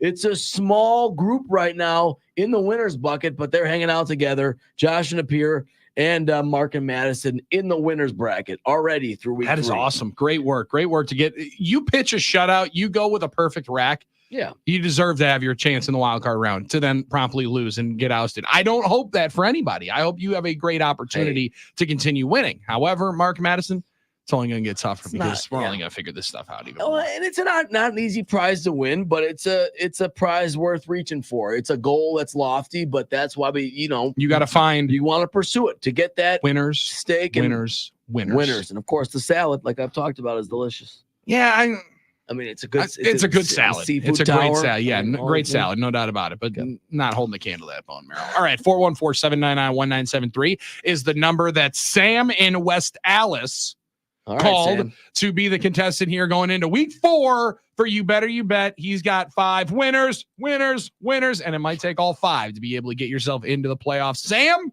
how confident are you in this first pick? I am 100% confident, in the Dallas Cowboys over the New York Giants. All right, laying 4.5 on the road. Dallas desperately needing a win here, John. We have Bob in Minneapolis just ranting and raving on the talking text line about Mike McCarthy. Still talking hates about it. Hates him, not being a good coach. Jerry Jones said, listen, we couldn't afford Derrick Henry. I mean, I don't know what you guys think this is. We couldn't afford Derrick Henry. Look at how we're all paying these guys. Paying maybe the wrong guys. They sit 1 and 2 before they go play Big Blue. Yeah, it's tough because you would have had to have paid Derrick Henry before you paid your quarterback, before you paid your receiver. So that would have been a tough one.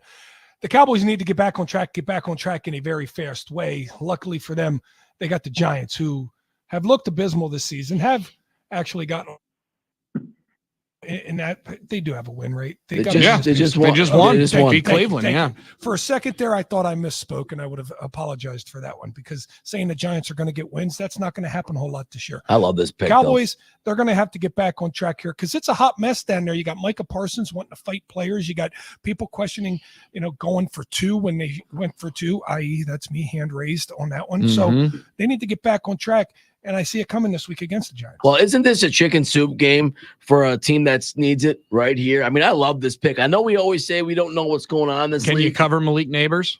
Well, that's a fair question, but no one, can circle the wagons. I think like they McCarthy. can. I think they can.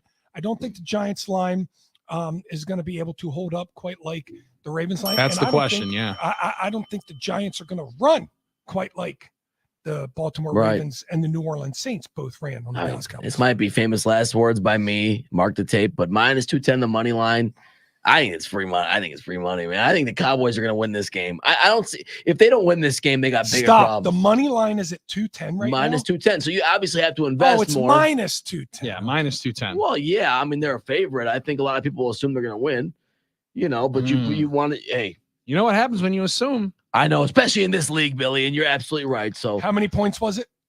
4.5. 4.5. Okay, so it's under the 5.5. It's a lock. It's a lock. That's true. Yeah, it is under the 5.5, which is the threshold of you are screwed betting on a favorite in 2024. Watch this one lose too. All right, Sam. Next pick. Next pick will be the Bengals. All right, taking the Cincinnati Bengals. You want to talk about a chicken soup game now? They're laying 4.5 against the Carolina Panthers. Revenge game maybe for Andy Dalton, taking on his former team. Dave Canales yesterday said, John, he's our quarterback. Well, I would hope so, Dave. Yeah, when he's the first guy in the NFL to go for 303 touchdowns until Josh Allen last night, of course he's going to be your guy.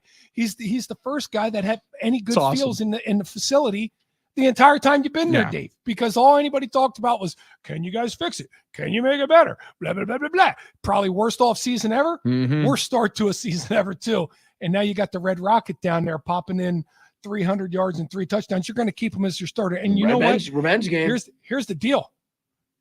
He's going to get 4.5 points against this Bengals team. We're talking this Bengals team, this version of the Bengals that I've watched for 3 weeks straight.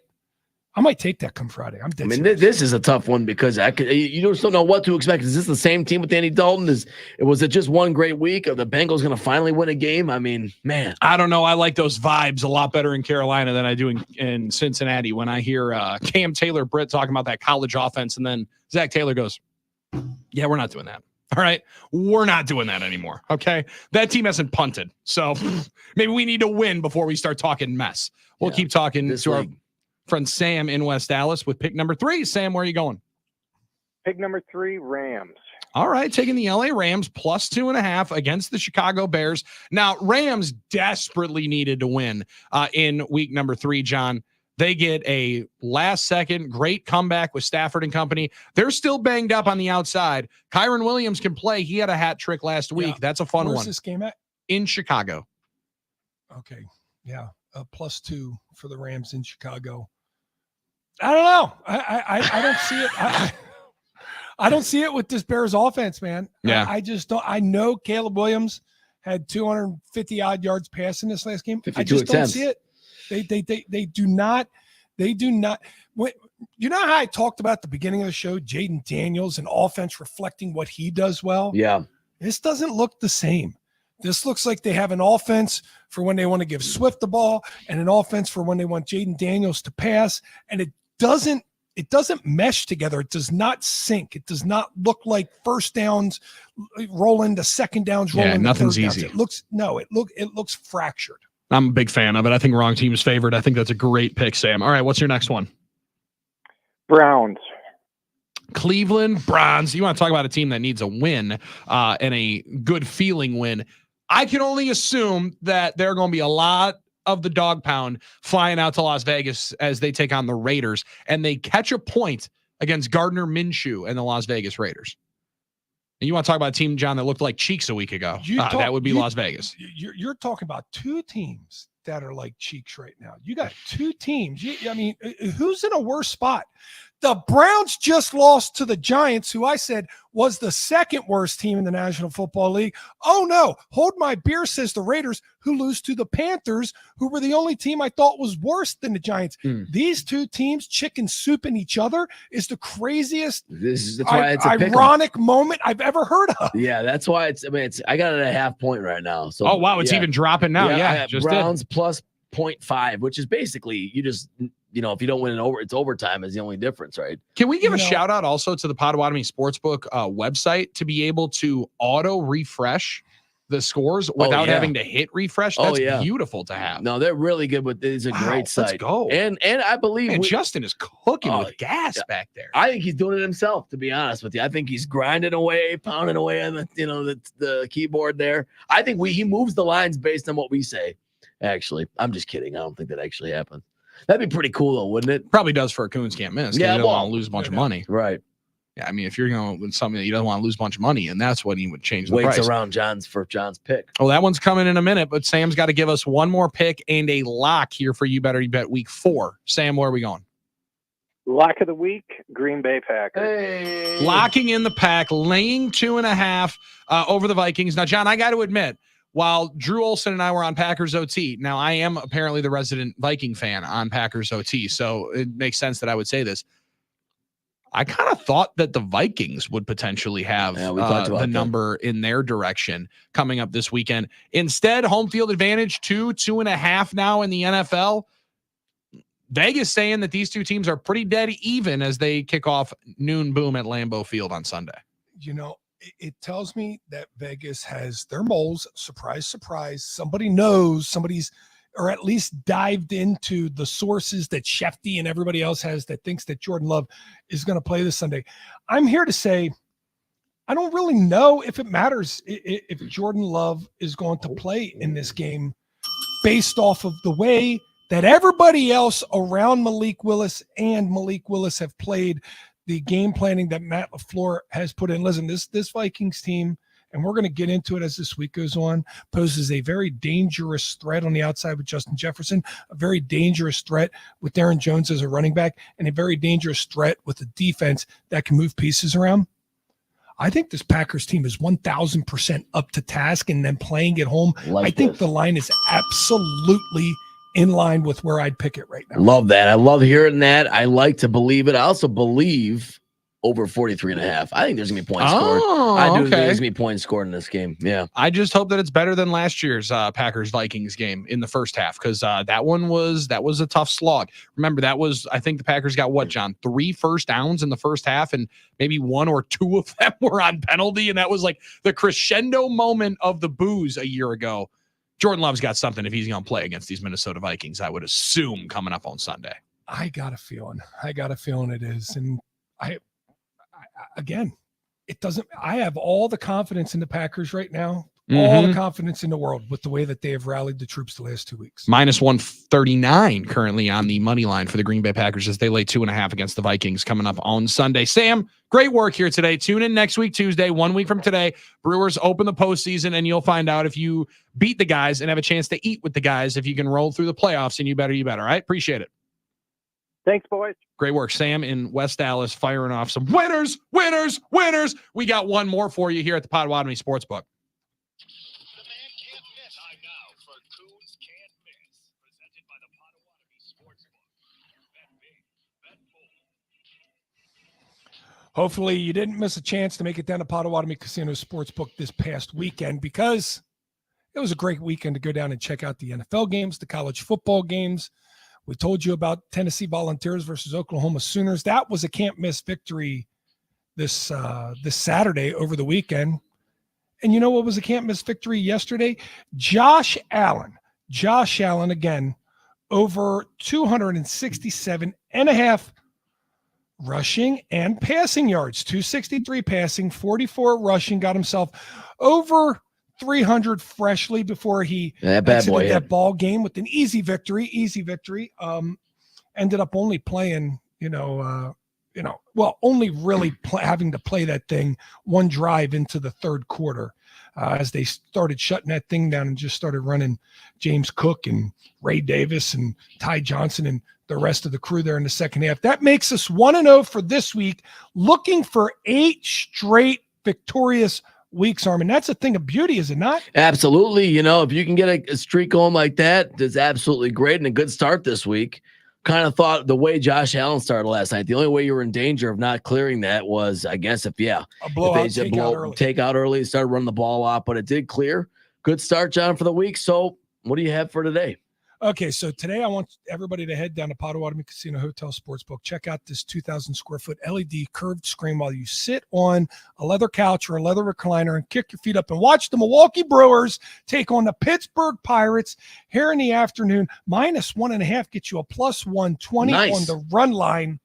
And I think they're due. I think they're due for a nice little push this last week into next week's playoffs. Nice little blowout win. There you go, John. You get the Brewers covering that -1.5. You get a +120, and that would be a nice win. And Coons can't miss. So let's see if it happens today. I kind of like that. I mean, no doubt about it. Big fan of that one. Yeah. You've got Bailey Falter, whoever that guy is. Your boy.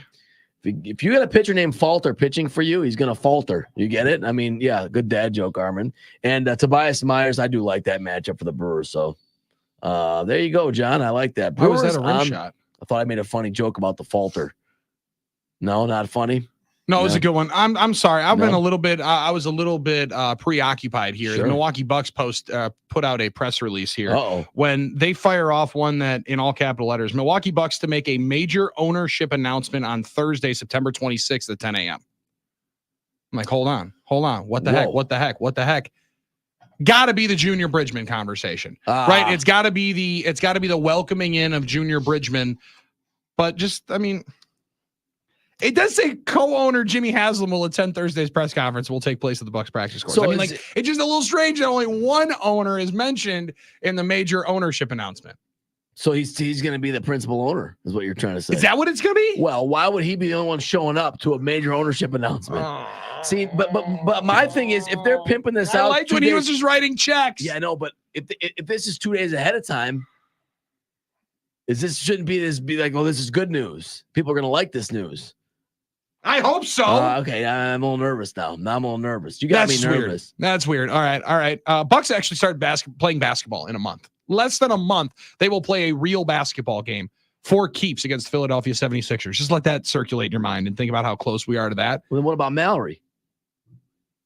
I mean, you got but wouldn't Dad be there? Wouldn't Wes be a part of it? I'm saying if he's not, what happens to Mallory? We don't see her anymore. Like my mind's going down the road. She might be in that Netflix series. Oh my God! She might be the one rubbing Aaron's feet. Here's another angle now. See, we don't know. These are all things that we got to learn here, and we'll continue to do the investigative journalism because that's what we do here. That's what we do here. We don't just sit here and talk and give you answers and winners on 9 to noon. No, we have journalistic standards and integrity. And we also got to talk about the injuries at the quarterback spot for both teams. Talk a little about Jordan Love. Sam Darnold went under the microscope yesterday into the magnet. The results as we get ready for week 4. Massive divisional game as the border battle continues. Packers and Vikings. We continue 9 to noon on the game.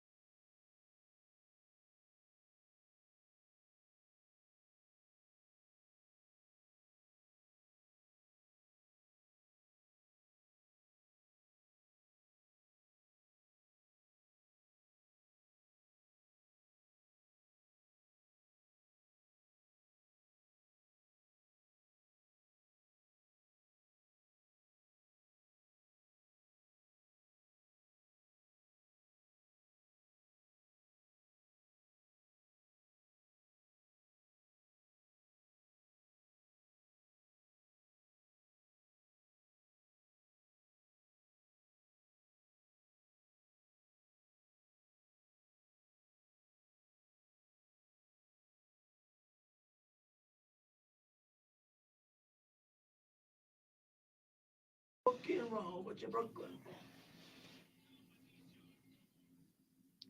9 to noon on the game. Hour 3 is always our best one of the day, and it's because, well, we can wrap up what has all been robust discussion, like when and how you became a fan, and if it's okay for Armin Sarian, and if he's happy enough with the way that you became a fan, as well as talking Packers football, getting ready for this Minnesota Vikings game. And John, yesterday, the news did come out for Sam Darnold. Now, a little less nervous about his knee injury, potential MCL, very, very light MCL sprain is what it sounds like, and he is listed right now as day-to-day for the Minnesota Vikings. He went back into the game after suffering that injury against the Houston Texans. It does appear that both quarterbacks will not necessarily be at 100%, but the expectation, at least here from the Packers, is it'll be Jordan Love against Sam Darnold, two of the better stories in 2024. Do we think Jordan Love's not going to be at 100%? I think he's going to be damn close. I like that. 100% is tough. I mean, yes, I don't think. Okay. He played one football game, and it will be over 3 weeks before this next football game gets played. And I don't know, like with an MCL at 3 weeks, you could feel 100%. Yeah, and the doctors better than we do. To say that Doc McKenzie and that staff's going to risk him if they don't believe he's as close to 100% as you would be able to grade out, right? That's a lofty assumption. But here, this is one of those things. This is not like a broken collarbone on Aaron Rodgers. Why did the broken collarbone take 8 weeks? Well, because bones heal in 8 weeks, right? Yeah. And if you get tackled, you can break that collar, and a second collarbone break on a throwing arm more complicated, could more be deadly, very detrimental. Yeah. Then now you're looking at the bone never healing strong enough again, and you're dealing with re-injury off of softer hits. There's a different risk there. Sure. And bones take longer to. The MCL Armin is not like that. Right. The MCL is pain management. It's a ligament tightening. Yeah, it's a tightening of a ligament. It's totally different. Now, if it totally tears, then that's totally different as well. Right. But that's not what happened. That didn't happen. So it's the tightening of a ligament, which is more of a sliding scale, not to get medical. I'm not a doctor. I didn't get my MD. You do have a Johnny Sins lab coat, though. But I did stay at a Holiday Inn Express last night. But like when I broke my finger in 2013, it took even though it's just a finger. How did you break that finger, by the way, if you don't mind us asking? Playing softball. In the glove? Was it on the bat? Yeah, hit by a pitch what? I slid under to make a catch, and it was not my glove hand, but I trapped it with a non-glove hand, and it just So you tried to bare hand a fly ball in a sliding catch? It was really damn. That's athletic. No, it was actually very clumsy. If I actually made a regular catch, that would have been. I was fine. trying to be nice, John. Thank you. But even if it's just a finger, it takes a full 8 weeks to heal or whatever it took. They were like, yeah. I'm like, that was in Armin's heyday when he was in beer league softball, beer league soccer, playing turkey bowls. Oh yeah, basically just doing everything with his friends before he walked into a, knocked down parking lot that was the Kohl Center at one point in time and engaged himself. Right, Bradley Center. Bradley Center. Oh, if Armin ever has a monumentous occasion at the Kohl Center, my God, I can't wait. A monumental family moment at the Kohl Center. You meant the Bradley Center. Yeah. That was a good call. Right. It would be so fun. Oh my God, I would document that for generations. Well, we're thinking about Bucks owners right now. We're getting just think when Lena walks across the stage at Camp Randall Stadium, the pain in his mind. Armin was thinking so hard. What did I do at the Kohl Center? Literally couldn't remember. I thought he meant like a work. I was. What did I say to Bush at the Kohl Center? He was thinking so hard, and I'm like, does he not know where he proposed? What the hell's going on? I was like, what are you talking about? That would be something sometimes casually. Yeah, she'll go to UW. I'm sure she will. 100%. Either that or Purdue. Yeah, either that or Purdue. I'll be okay. No, she's definitely going to Purdue after mommy. Yeah, I would think so too. It's a great school. I know she won't get in trouble because nothing happens there. Yeah, hard to find any issues in West Lafayette. Well, they have a bar. No, my point is. They do have one. A bar. Yeah. How's that stoplight treating them? Hey, listen, West Lafayette, man, it's a great time. It was crazy there for a few minutes.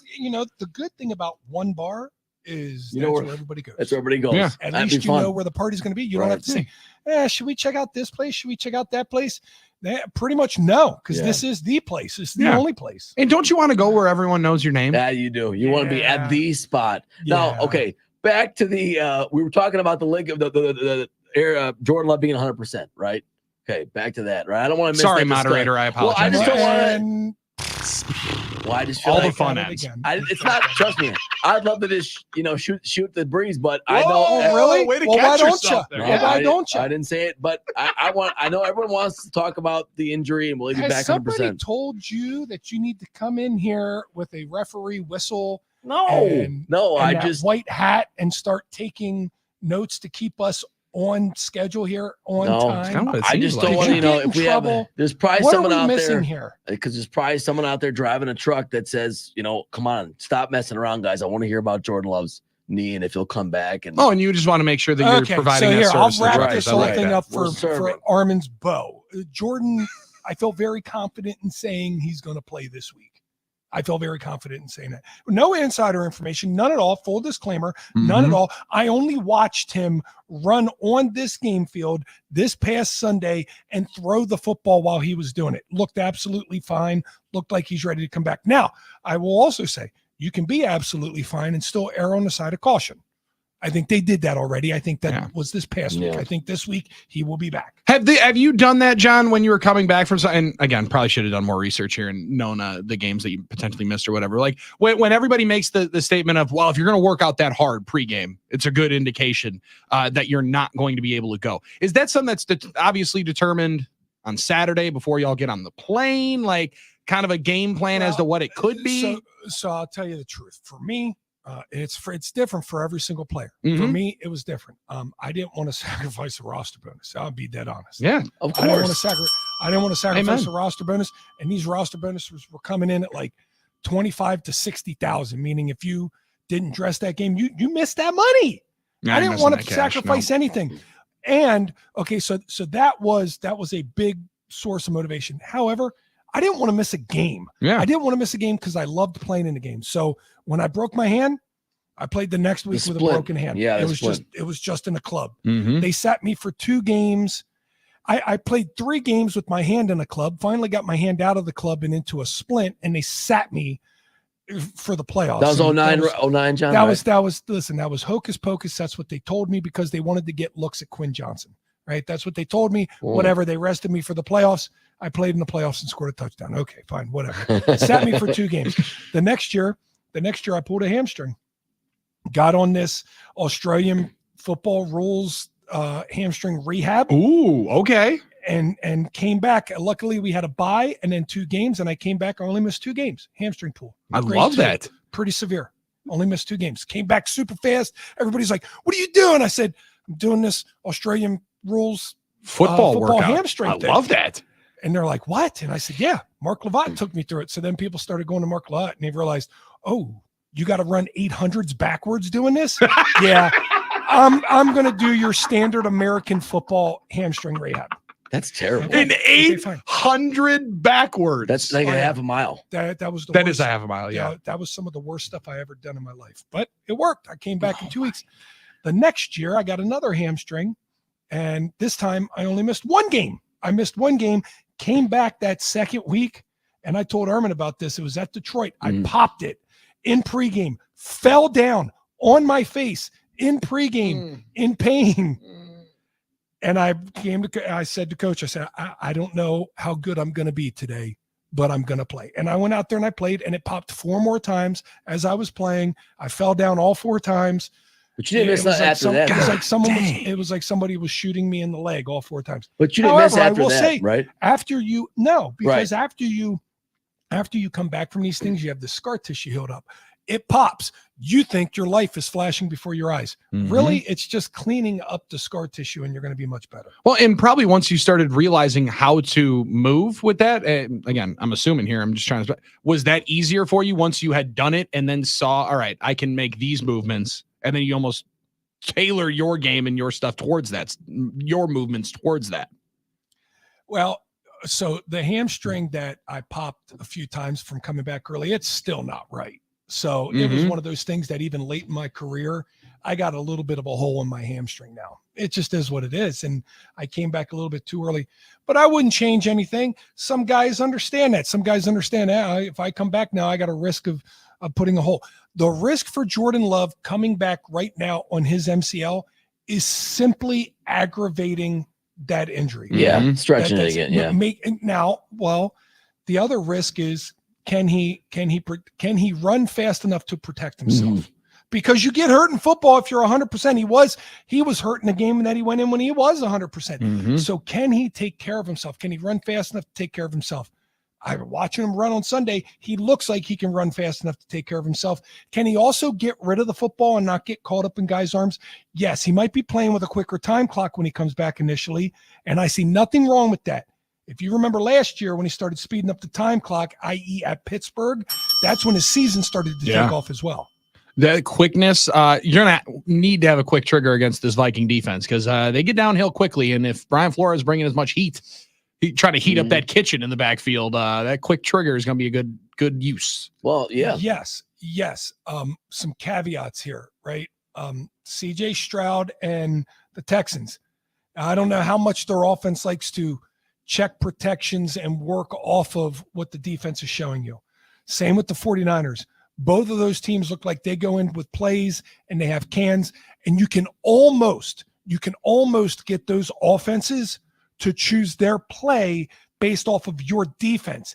You always want to be the last man at the chalkboard, right? So if you know what they're going to do, if you come out and you have 2-eye safety and they can it to a run, you can really quickly insert that safety. I'm just saying what Brian Flores is doing out there, it looks like he's dictating what the offenses should be running. Packers haven't done that so far, and I got some examples of that on the film. Ooh, that is a great tease. You and Dusty?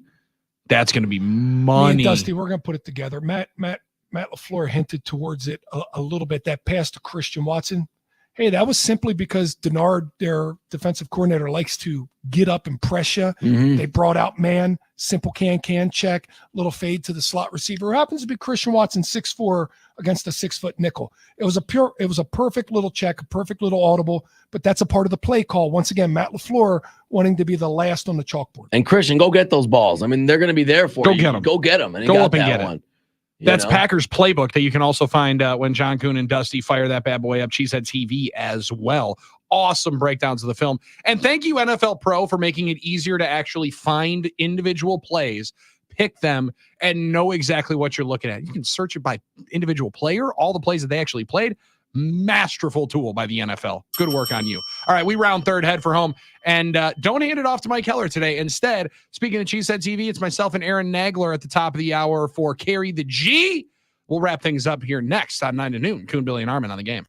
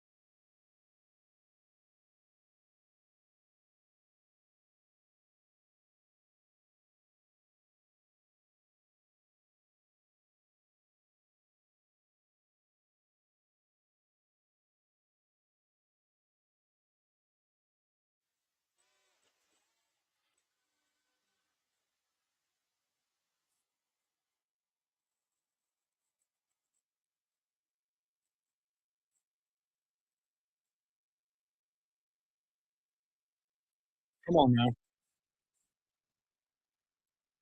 One of the best things to come out of the movie, like Mike. Well, I was gonna say it. What are you talking about? Well, I love that movie. oh, you didn't like it? Okay. I don't remember much about it. It was a kid's movie. I wasn't a Doesn't kid. sound like you don't like. Yeah, well, John, what else should I have expected?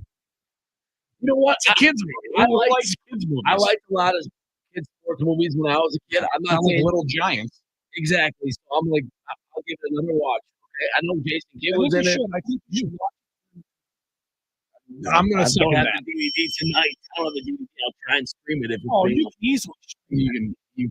go to Amazon Prime. Stream it. Instant. Well, even worse, once Lena starts playing with the remote, she'll just start buying stuff on there. Like, hey, she'll start buying stuff on that Amazon TV. And you're like, wait a second, Not to do that. how did my bill just become $184? I have 7 different Amazon Kids memberships. That shouldn't happen. That does happen. It will happen. But that song got popped into our minds and into our stratospheres today when Armin, your Marquette Golden Eagles, Oh yeah.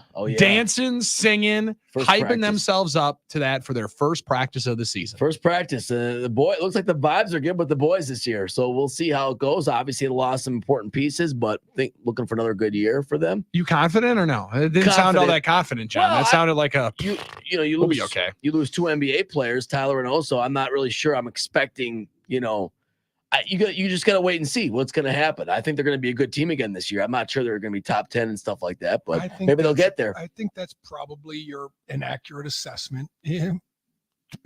Set expectations and then exceed them. Right? Yeah. I mean, that's I what we're mean, do doing I here. think they're Set a gonna low win? bar. I like that. I don't think they're gonna be preseason Big East favorites, but I think they're going to be good and have a chance to make a run if they keep improving this year. Just like the Badgers. I think people are sleeping on the Badgers this year, to be honest with you. I mean, They're what do gonna you be do? all right. Or you could be like the Bengals and just expect every year to be like that magical run that you had a few years back to get you into the Super Bowl. Oh. And you could expect Joe Burrow to just pull a rabbit out of his hat every single game. And guess what? Hasn't happened since. Doesn't look positive like it's going to happen this year either at 0-3. Hey, Chris Canty said that Joe Burrow is losing these games for his team. Just letting his team down. Interesting. I don't know everything with it. However, John, you got to think that all the smoke and the frustration and the angst and everything around that Bengals team in the offseason, it's got to be exhausting after a while when you're missing training camp with your best players, this, that, and the third, seemingly year in and year out. Yep. And like that can't set a good precedent for you, even though, certain people had Jamar Chase first touchdown score last night. Yeah, and that was amazing video. That was Awesome. amazing footage. I love that. But I will say it like this: you look at a team like Cincinnati, and Joe comes in, and Joe is like that quiet, doesn't make a whole lot of facial expressions, doesn't do a whole lot of crazy antic stuff, and that works when you're winning. Yeah. However, you're not winning right now. So how did you replace Jesse Bates? Right? How did you replace Uzier? How did you replace some of their people on the defensive line that have left over the years? Yeah, Guess what? Hills and stuff. You've replaced them. How did you replace Tyler Boyd? I'm talking about some older, real critical pieces here that went to other teams. What did you do? Well, Joe Burrow, the guy who took you to the Super Bowl, you've now given him some offensive linemen. I focused on some pieces around him. If Joe was carrying you to the Super Bowl and now you put all the pieces around Joe to be successful, and now your team's not successful, I think that's what Chris Canty's trying to get at. Yeah, I'm fascinated to see it. I think they still have a bunch of talent, but man, they got a bunch of injuries. You mentioned it up front on the defensive side. They are wrecked. And the news today, Trent Brown going to miss the rest of the season when his patella tendon ruptured last night, which was a disgusting video. That sadly I did end up watching like 4 or 5 times. That's a sick deal. Everybody. Right? Like I feel bad Yeah. saying it. I was checking that thing out 4 or 5 different times.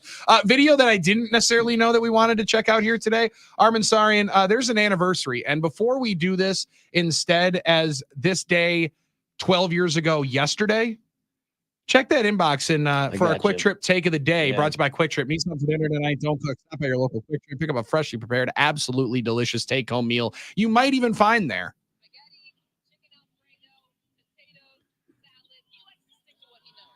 The take of the day is a dozen years ago, maybe the most miserable night on Monday Night Football for Packers fans ever.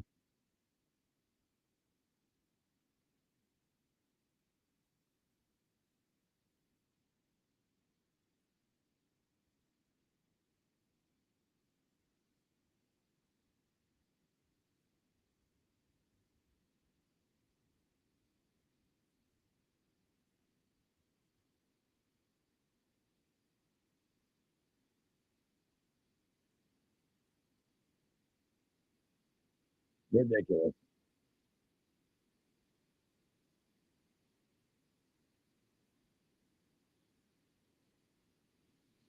So we start the Ridiculous. show with an impromptu referee conversation with Steve Zabin, and maybe the greatest example, John, as to why you should have full-time officials so you don't have replacement officials 12 years ago today. Yeah, the replacements were terrible. PSA to all football coaches or football players out there, high school, college level, heck, any level. Knock the ball down. You don't need to intercept it. It's the last play of the game. Yeah, but I won't say it again. Yeah. But hey, again, it was still a mess up. Melvin Knock it Delaney down. Jennings had that ball. And you know the MD problem. Jennings. I loved MD.